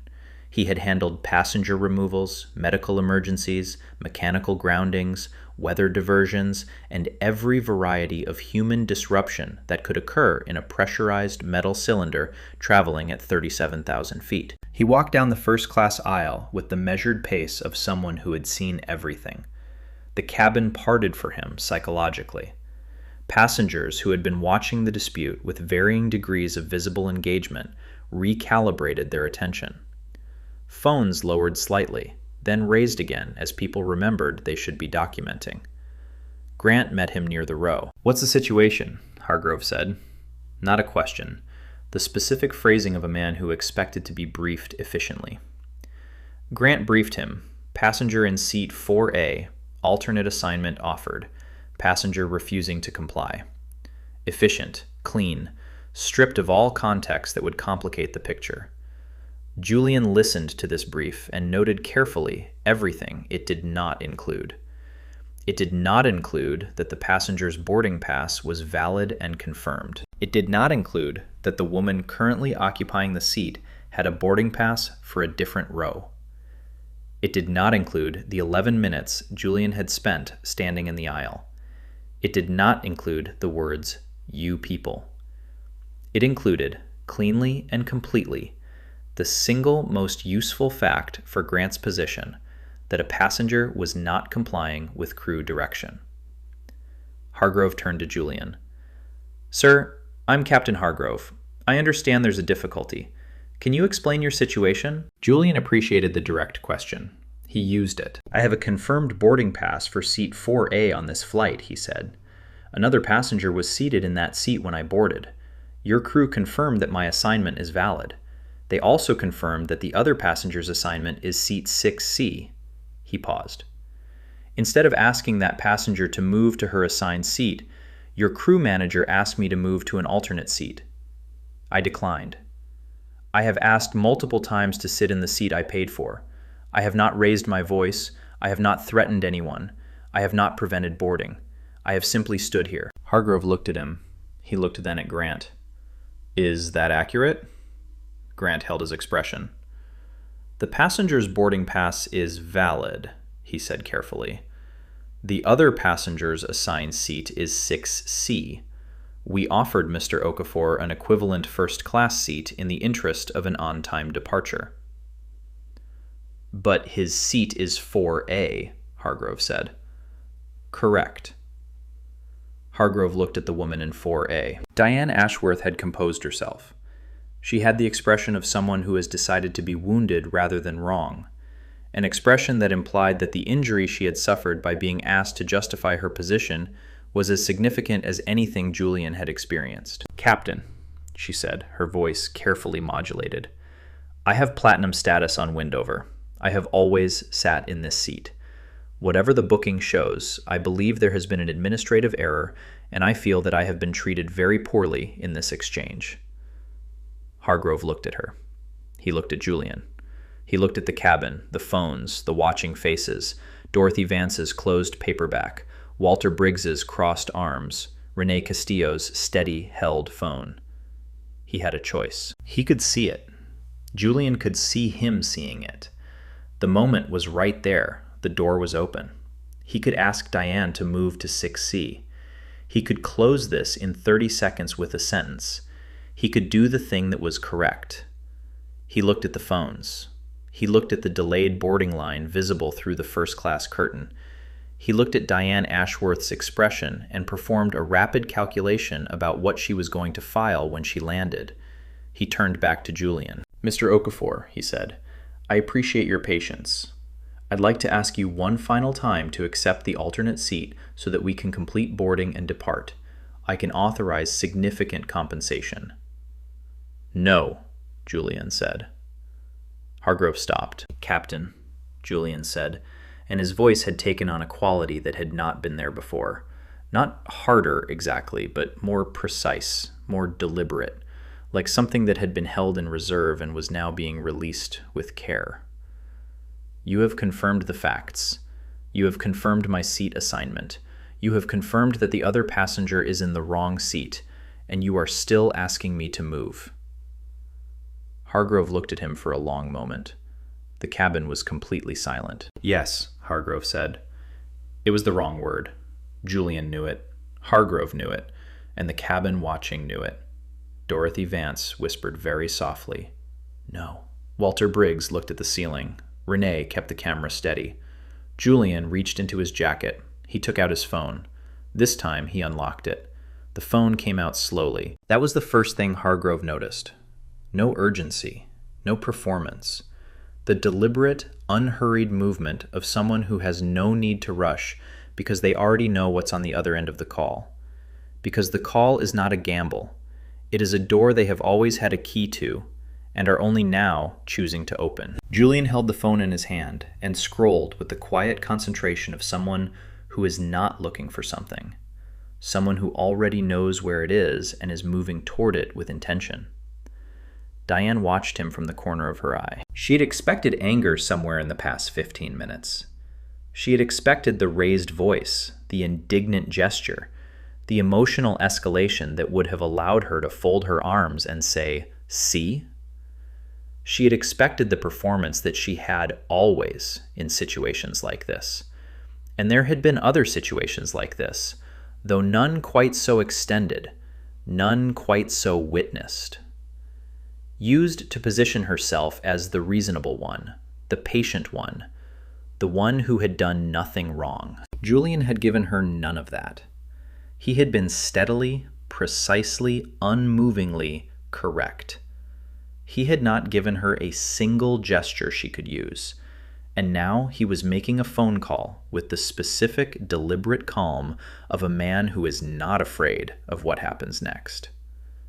That was when Diane Ashworth felt the first real movement of something underneath her certainty that was not anger and was not wounded dignity and was not the practiced performance of platinum status and 11 years of Windover miles. It was something she identified with a quiet shock of recognition as fear. She did not yet know why. Hargrove watched Julian's hands. He noticed what Julian's manner had communicated since he had arrived at the row. The man was not bluffing. People who bluffed moved differently. They rushed. They over-communicated. They made threats with the energy of people who needed the threat to be believed because the bluff was all they had. Julian's hands were still. His breath was even. His face carried the specific, controlled composure of someone who had access to something real and was being measured about when to use it. Hargrove felt for the first time since walking out of the cockpit something that was not quite concern, but was adjacent to it. Who is this man? He had not asked himself that question before this moment. He had made his rapid assessment when Grant briefed him, "Passenger non-compliant, needs resolution," and he had proceeded accordingly. He had not looked at Julian Okafor and asked who he was outside of this aisle. Now, watching the still hands and the deliberate unlocking of the screen and the absence of any anxiety in the movement, he asked it. Grant was watching too. He had been watching since Julian began reciting his name off the badge. Paige had moved to the galley door. She stood there with one hand on the frame, watching. Julian scrolled to a name in his contacts. The name appeared on the screen briefly as his thumb hovered. Lena caught a fragment of it from where she stood. She saw it for less than a second. 2 words. Then, in smaller text beneath the name, a title. Chief Operating Officer. She did not yet know what company, but she felt her throat tighten. Because that title appearing beneath someone's name in a contact labeled above it the name you called first, the name that sat at the top of the list, told you something about the person making the call. It told you that the chief operating officer was not their superior. It was their employee. It was the second-ranking person in an organization, which meant the person making this call was the first-ranking person.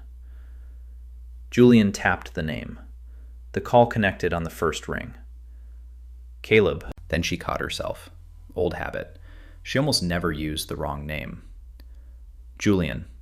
Her voice was crisp, alert, the voice of someone who keeps their phone close and takes the call regardless of the time. "You should be boarding. Are you on?"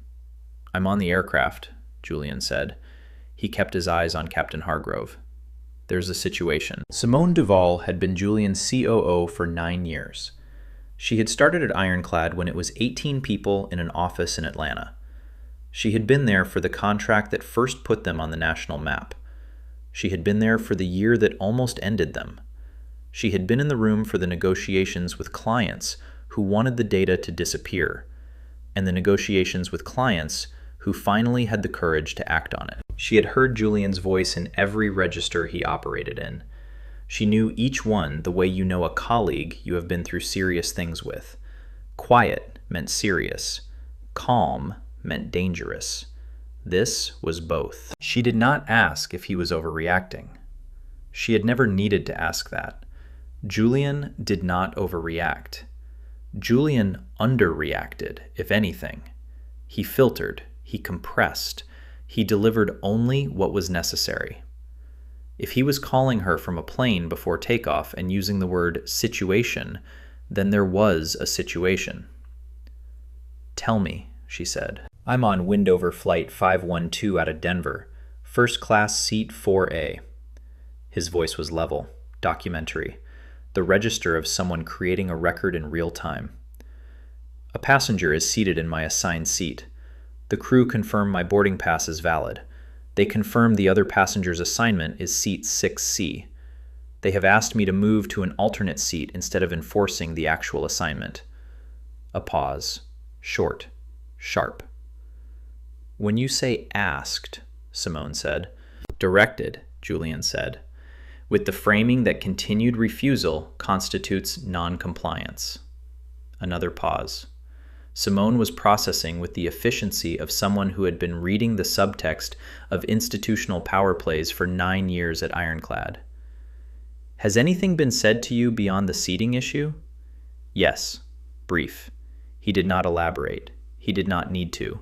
The brevity said enough. "Are you safe?" Julian looked at Diane briefly. "I am being labeled unsafe by the other passenger." The pause this time was not processing. It was something colder. "Put me on speaker," Simone said. Julian looked at Hargrove, at Grant, at Paige in the galley door, at Diane still angled toward the window, at the cabin full of passengers with phones and attention. He tapped the speaker icon. The voice that came out of the phone filled the first-class cabin with the clarity and the cool authority of someone who was not in the aisle and was therefore paradoxically the most powerful presence in it. "This is Simone Duval, Chief Operating Officer of Ironclad Systems. I need to know who the senior airline representative present is." The air in the cabin changed. Not dramatically. Not with a sudden noise or movement. But something in the atmospheric pressure of the space shifted. The way a room shifts when the person who has been holding all the cards decides to put them on the table. Grant Kessler stared at the phone. Paige Sutton's hand at her side went very still. Hargrove's expression did not change on the surface, but something behind his eyes recalibrated. Diane Ashworth turned from the window, very slowly. Her eyes found the phone. Her mouth opened slightly. "This is Grant Kessler, Senior Cabin Manager," Grant said. His voice had lost its earlier smoothness. "And the captain—" Hargrove stepped forward. "Captain Owen Hargrove." "Captain Hargrove, Mr. Kessler." Simone's voice was not raised. She was not performing anger. She was performing the thing that was far more unsettling. Total, methodical control. "I need you to understand that this call is being logged and documented by our legal and corporate affairs teams in real time.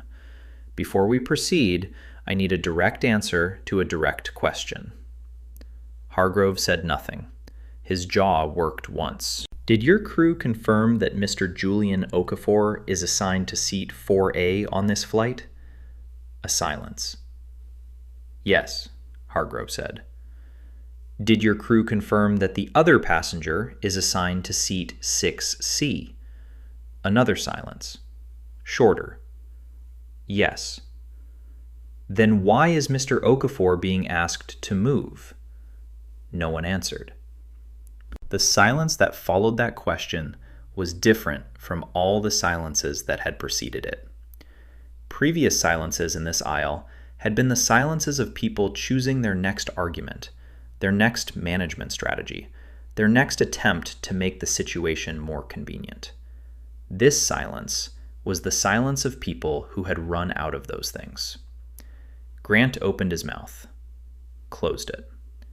Hargrove looked at him. Neither of them had an answer that did not, in being stated plainly, confirm exactly what the situation was. Simone let the silence exist for 4 more seconds. Then she said, "Captain Hargrove, My name is Simone Duval, and I am the Chief Operating Officer of Ironclad Systems. Julian Okafor is our founder and Chief Executive Officer. She paused, measured. Your executive leadership is currently in the final stage of contract negotiations with our company for a fleet-wide customer service modernization and bias detection platform. The contract value is substantial. The scope includes real-time monitoring of exactly the type of incident that is occurring on this aircraft at this moment. No one in first class moved.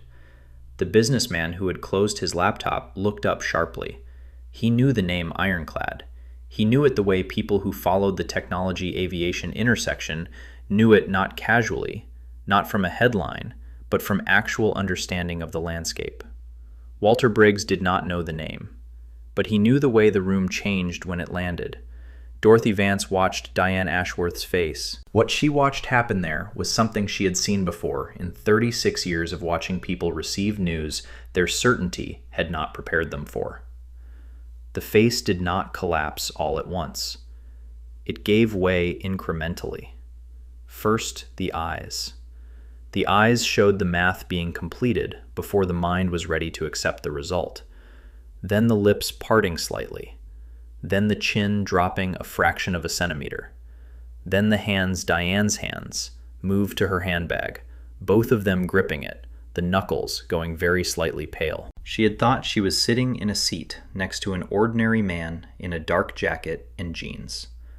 She was sitting 2 feet away from the CEO of the company that was about to tell her airline what it had been doing wrong. Simone continued. I'd like a clear and on-the-record answer, Captain Hargrove, to one more question. You have confirmed the seat assignment. You have confirmed the facts. Are you formally asking Julian Okafor to vacate his confirmed seat on this aircraft? Hargrove stood in the aisle of his aircraft. He had 28 years of commercial aviation.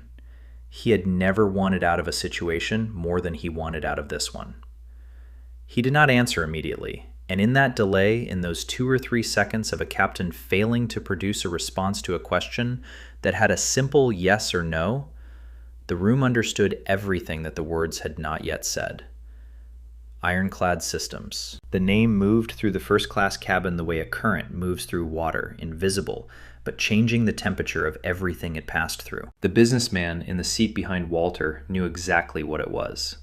His name was David Pierce, and he ran supply chain consulting for 3 regional carriers, and he attended the Aviation Technology Forum in Dallas every October, and had watched Ironclad's presentation there 2 years ago with the specific growing discomfort of someone watching a mirror being held up to an industry he worked in every day.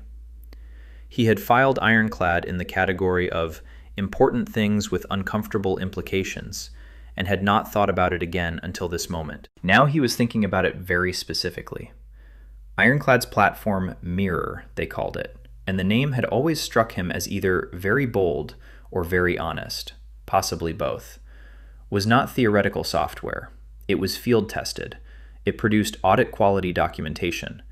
It had been used to support regulatory findings in 3 separate discrimination cases in the past 4 years, 3 cases that had settled, 3 settlements that had not been small. And its CEO was standing in the aisle with a confirmed seat assignment that had been ignored. David felt something in his chest that he identified with some discomfort as the sensation of watching history being documented in real time. He looked at Grant Kessler. Grant was staring at Julian's phone as though the phone had become a different object than it had been 30 seconds ago, which in a sense it had. Simone Duval's voice came through the speaker again. Before we proceed further, she said, I want to state clearly that everything from this point is being formally documented by Ironclad's legal team. Captain Hargrove, Mr. Kessler, I want to give you the opportunity to resolve this correctly and immediately. The resolution is simple. Mr. Okafor is assigned to seat 4A. The other passenger is assigned to seat 6C. Mr. Okafor should be allowed to sit in his seat. Hargrove stood still. Somewhere in the machinery of his 28 years, the wheels were turning very fast. He had just asked a CEO, the CEO of a company his airline was in active contract negotiations with, to give up his paid, confirmed, first-class seat to accommodate a passenger who did not have that seat assigned to her. He had done this not because the facts supported it, but because the woman in the seat had platinum status and filed complaints, and the man in the aisle had not, until 30 seconds ago, given him any visible reason to recalibrate. He looked at Julian now. Not with the assessing look of someone deciding how much authority to apply.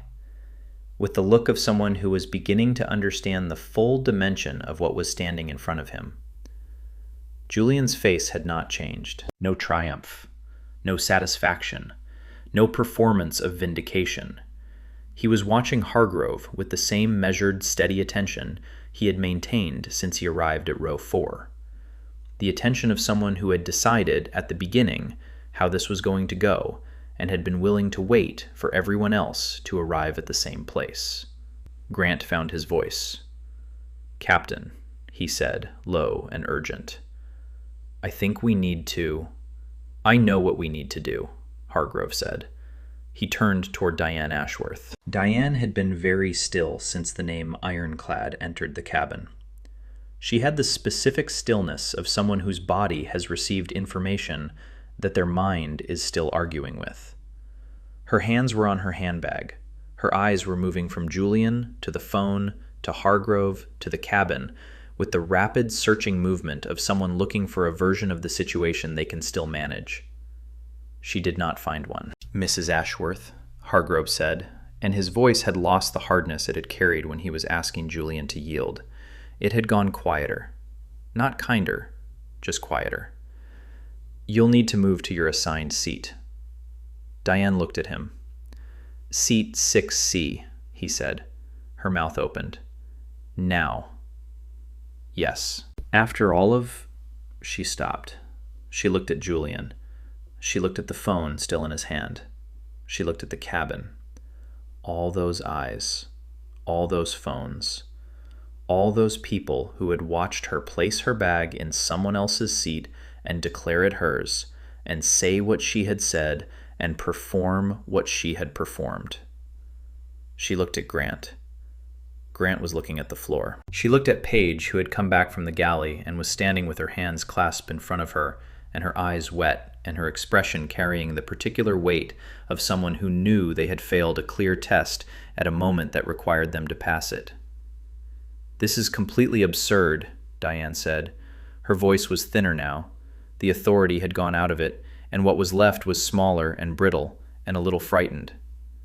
"I didn't know—" She stopped herself. But it was too late. The sentence had enough of itself out to complete in everyone's hearing without being finished. "I didn't know who he was." Dorothy Vance heard it. Walter Briggs heard it. Renee Castillo's camera heard it. Julian closed his eyes for exactly 1 second. He opened them. "That was never the point," he said. 6 words. Quiet. Not harsh. Not triumphant. Just true. Diane's face went very still. Because those 6 words named the thing she had been hoping no one would name.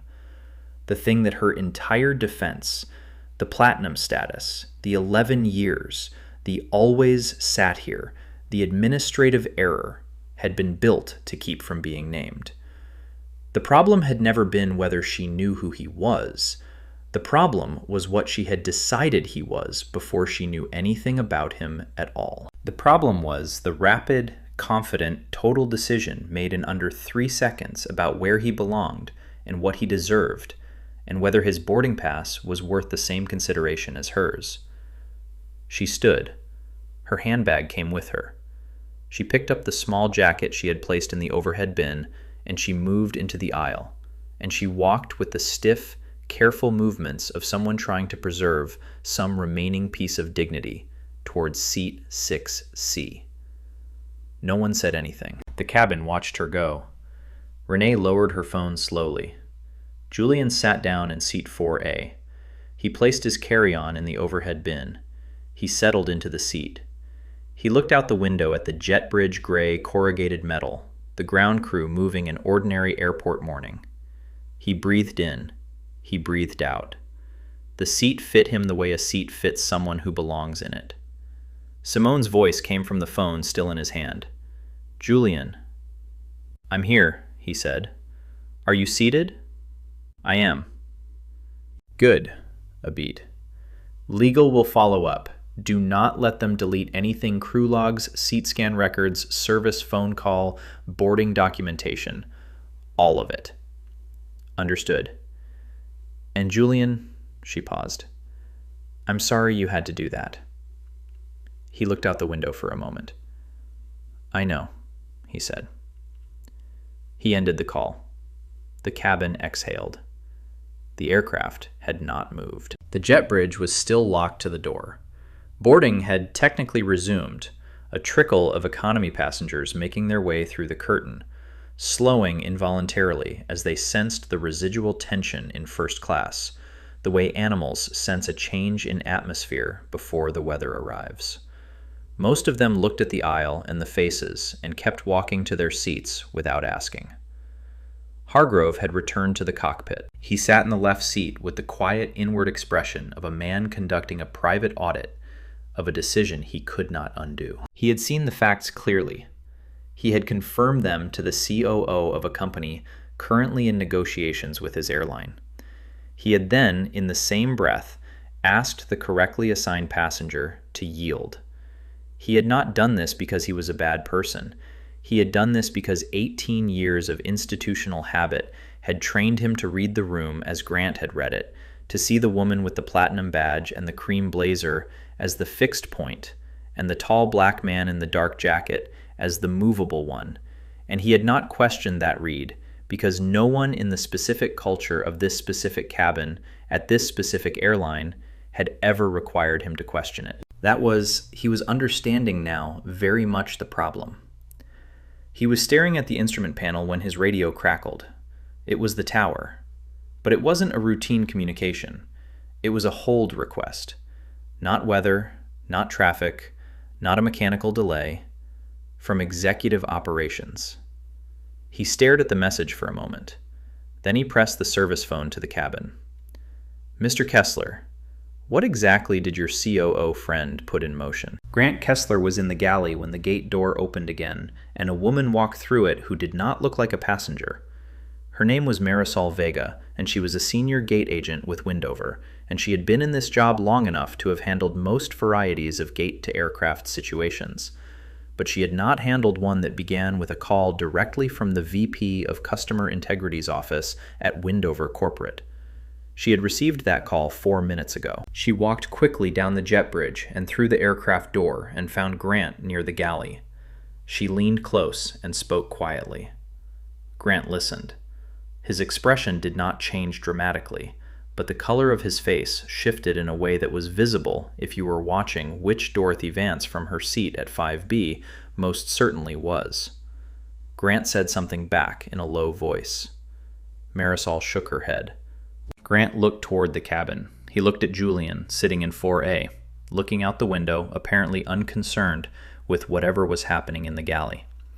Then he looked toward the back, toward seat 6C, where Diane Ashworth was sitting with her hands in her lap and her phone face down and her eyes closed, with the concentrated determination of someone trying to will themselves off an aircraft without physically moving.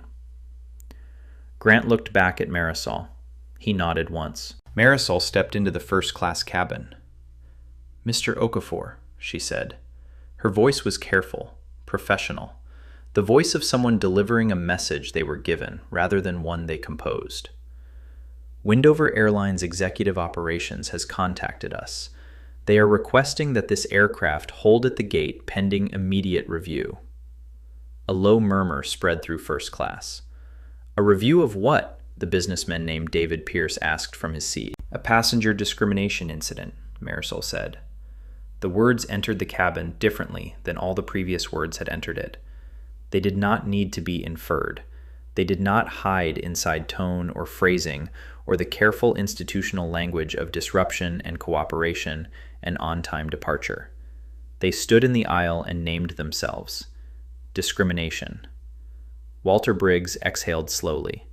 It was not relief. It was something more complicated. Recognition. Dorothy Vance pressed both palms flat on her tray table, the gesture of someone grounding themselves. Renee Castillo stopped looking at her phone. She looked at Julian. Julian had turned from the window. He was looking at Marisol with the measured expression of someone who is not surprised but is paying careful attention. "Who ordered the hold?" Hargrove's voice came through the galley speaker. He had been listening. "Executive operations, sir." A silence from the cockpit. "For a seating dispute," he said. Marisol's eyes moved briefly through the cabin. "For a discrimination review." The difference between those two phrases was the difference between Hargrove's whole career and the next 36 hours of it. He was quiet for a moment, then understood. 2 minutes later, the jet bridge, which had been in the process of slowly detaching from the aircraft door as final boarding concluded, stopped moving. And then it moved back, locking onto the aircraft. The sound of it, the mechanical clunk of the bridge reseating, moved through the first-class cabin like a punctuation mark at the end of a very long sentence. 12 passengers looked up from various degrees of distraction. Several had not been watching the aisle situation closely enough to understand what they were now watching. They understood now. The flight was not departing. And then, 4 minutes after that, 2 people walked through the aircraft door. The first was a tall black woman in a charcoal suit. Her hair was pulled into a low, smooth knot. She carried a tablet under one arm and walked with the unhurried pace of someone whose authority did not require speed to communicate itself. Her name tag identified her as Allison Ford V. P. Customer Integrity. Behind her was a white man in his early 50s. His face had the particular pallor of someone who had just been informed of something they had not been prepared for. His name was Peter Lang, Regional Operations Director for Windover's Western Division. They did not look at Diane first. They did not look at Grant first. They looked at Julian. Allison Ford stopped at seat 4A. "Mr. Okafor," she said. Her voice was clear and unhurried. "I'm Allison Ford. I'm with Windover Airlines Corporate. I want to apologize directly and on behalf of this airline for what occurred on this aircraft today." She paused. "Not for the inconvenience, for the conduct." Julian studied her. "Thank you," he said. Peter Lang cleared his throat. "We are going to conduct an immediate review before this flight moves. I want to speak with the crew and document the sequence of events." He looked toward Grant and then toward Page. "Mr. Kessler, Miss Sutton, I'll need you both in the galley." Grant moved. Page moved. Neither of them said anything. Hargrove emerged from the cockpit. He looked at Allison Ford. "This is my aircraft," he said, not aggressively, factually. "Captain Hargrove," Allison said, and she looked at him with an expression that was not unkind, but was entirely without give. "This is our company," she paused. "We appreciate your cooperation." Hargrove was quiet for a moment. Then he stepped aside. Diane Ashworth had been watching all of this from seat 6C. She had watched Allison Ford walk in and look at Julian first. She had watched the apology given to the man she had blocked from his seat. She had watched Grant and Page summoned to the galley. She had watched Hargrove step aside. She had been hoping at some level that she was not going to examine directly, that the situation would somehow resolve into something smaller, something that could be contained within the cabin, something that stayed between the people who had been here. It was not going to be contained. She understood that now. Allison Ford came back into the first-class cabin after 12 minutes in the galley. 12 minutes was not very long for a review process, but some things did not require extensive review.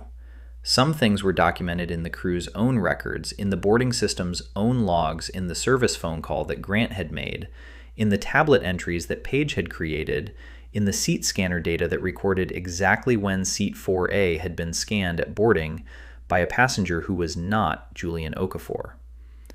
Allison had looked at all of it. She had also looked at 3 videos. One from Renee Castillo's phone, one from Walter Briggs's phone, one from a third passenger who had been filming since the moment Diane had said, "You people," and whom no one had noticed because he had been very quiet and very still in his seat 4 rows back. 3 videos, different angles, the same words. She had seen what she needed to see. She came out of the galley and she walked to seat 6C. "Mrs. Ashworth," she said, "I need you to come with me to the gate area." Diane looked up. Her expression had gone through several phases since this morning began, and had arrived at something that was not quite composure and not quite collapse. It was the specific expression of a person who is holding themselves together by concentrating very hard on not thinking about certain things. "Why?" she said. "Your statements and your conduct on this aircraft are part of the review. I want to state for the record," Diane said, and her voice was tight and small, "that I have done nothing wrong." Dorothy Vance from 5B did not say anything. She just watched. Walter Briggs made a small sound that was not quite a word. Diane's voice broke just slightly on the next sentence. "I didn't know he was important," she said. The cabin heard it. Julian heard it. He closed his eyes for 1 second. "I didn't know he was important." Not, "I was wrong to assume he didn't belong here." Not, "I was wrong to refuse to move." Not, "I was wrong to say what I said." I didn't know he was important. As though the lesson being learned was the importance of checking someone's credentials before deciding how to treat them. As though the error had been one of insufficient information rather than insufficient humanity. As though importance was the thing that should have changed her behavior, rather than the fact that the man in the aisle was a person. Allison Ford's expression did not change. "Every passenger is important, Mrs. Ashworth," she said. The sentence hit the cabin like a clean, flat note. Dorothy pressed both hands together. Renee looked at the ceiling. David Pierce closed his laptop again. He had reopened it at some point and set it in the seat beside him. Walter Briggs nodded. Diane stood. Her handbag slipped from her lap and struck the floor. No one rushed to pick it up. She bent down and gathered it herself, the movement slow and stiff and without grace. And she stood and walked toward the front of the aircraft. She did not look at Julian. She looked at the floor ahead of her feet, and she walked, and the cabin watched her go, not cruelly, not with satisfaction, simply as witnesses. The same witnesses she had wanted when she thought the story was hers to tell. At the aircraft door, she paused. She turned, not quite looking back, not quite not looking. Her face had the expression of someone who is understanding something about themselves that they did not want to understand, and understanding it in the worst possible setting, in the most public possible way, with no room to process it privately or correct it quietly before anyone saw. She walked off the aircraft. Grant Kessler did not return to the cabin. Paige Sutton did return. She came back quietly, without her service smile, without the practiced brightness that was the instrument of her professional face. She moved through the cabin doing the things that needed doing, collecting cups, straightening overhead bin contents, and her hands were not entirely steady. When she reached seat 4A, she stopped. She stood there for a moment. Julian looked at her. "Mr. Okafor," she said. Her voice was low, careful, carrying something she didn't want to drop. "I should have moved her immediately. When I first looked at the boarding passes, I should have moved her then, and I didn't." She paused. "I'm sorry." Julian held her gaze. "Yes," he said. "You should have." It was not a warm answer. It was not a forgiving answer. But it was an honest one, and she had known that was what she was going to receive when she stopped at his row. And she had stopped anyway because she needed to say it regardless of what came back. She nodded. She moved on. 6 minutes later, Peter Lang stepped back into the first-class cabin with his tablet. He addressed the passengers directly with the specific, apologetic authority of a corporate representative delivering bad news that is also the right decision. "Ladies and gentlemen," he said, I want to thank you for your patience during what has been an extraordinary delay. Windover Airlines executive leadership has made the decision to cancel Flight 512. A sound moved through the cabin. This is not a decision we make lightly, Peter continued. This flight is being canceled because an active discrimination review has been opened regarding conduct that occurred on this aircraft today. Windover does not operate flights where the integrity of our review process would be compromised by completing the journey before the review is complete. All passengers will be rebooked at no additional cost on the next available direct service, and a full flight credit will be applied to your accounts. I am deeply sorry for the inconvenience, and I want to be clear that the cancellation of this flight is not related to Mr. Okafor. It is related to our own conduct. He looked very briefly at Julian when he said the last sentence. Julian met his gaze, said nothing. The cabin processed this. David Pierce leaned back in his seat. He had a connecting flight in Chicago. He was going to miss it. He looked at Julian in seat 4A and decided privately, and without saying it aloud, that he was not going to file a complaint about the rebooking. He was going to file a different kind of document when he got home, a letter to his 3 regional carrier clients about what their own crew training programs looked like. Dorothy Vance took out her paperback. She had not read a single page of it in the last 45 minutes. She opened it to the page she'd been on, and then she closed it again. She would finish it later. Right now, she just wanted to sit with what she had watched. Walter Briggs put his phone away. He had what he had come for. Renee Castillo's video was already uploaded. Not to social media. She wasn't someone who moved that fast or that publicly. She had sent it to 3 people whose judgment she trusted, with a note, "Watch this. All of it." By the time the passengers began collecting their things and filing off the aircraft, Flight 512 had become something that was no longer just a flight. It was a document.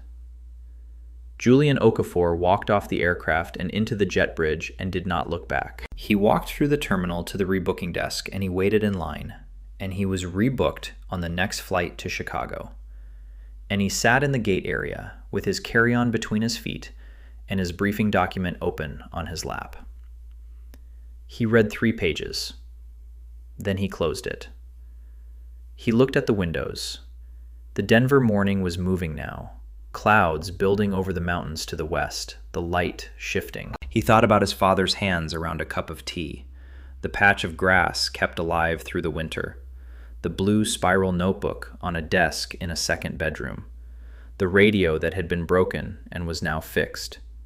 The seat had been his all along.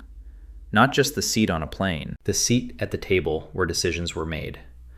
The seat in the room where contracts were signed and futures were determined, and the architecture of whole industries was examined and rebuilt. He had earned that seat, the way Raymond Okafor had taught him to earn things. Not by waiting for someone to offer it, but by building it himself out of the materials available, and then sitting down in it and refusing to get up. He called his father from the gate. The phone rang 3 times. Then, the familiar, unhurried voice. "How was the flight?" "I'll tell you about it," Julian said. Raymond was quiet for a moment. "You stood your ground," he said. It was not a question. Julian looked out the terminal window at the mountains. "I always do," he said.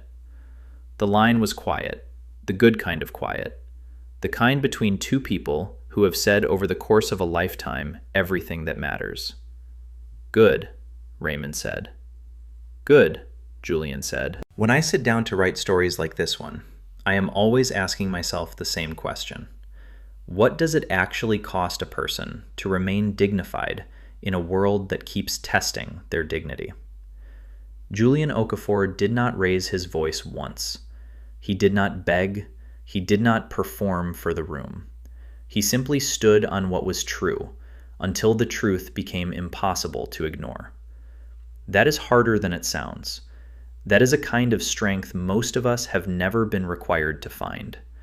This story is a reminder for me, as much as for anyone watching, that dignity is not something that can be taken from a person who refuses to surrender it. If this story moved you, please share it, like this video, subscribe to our channel so you never miss a story like this one.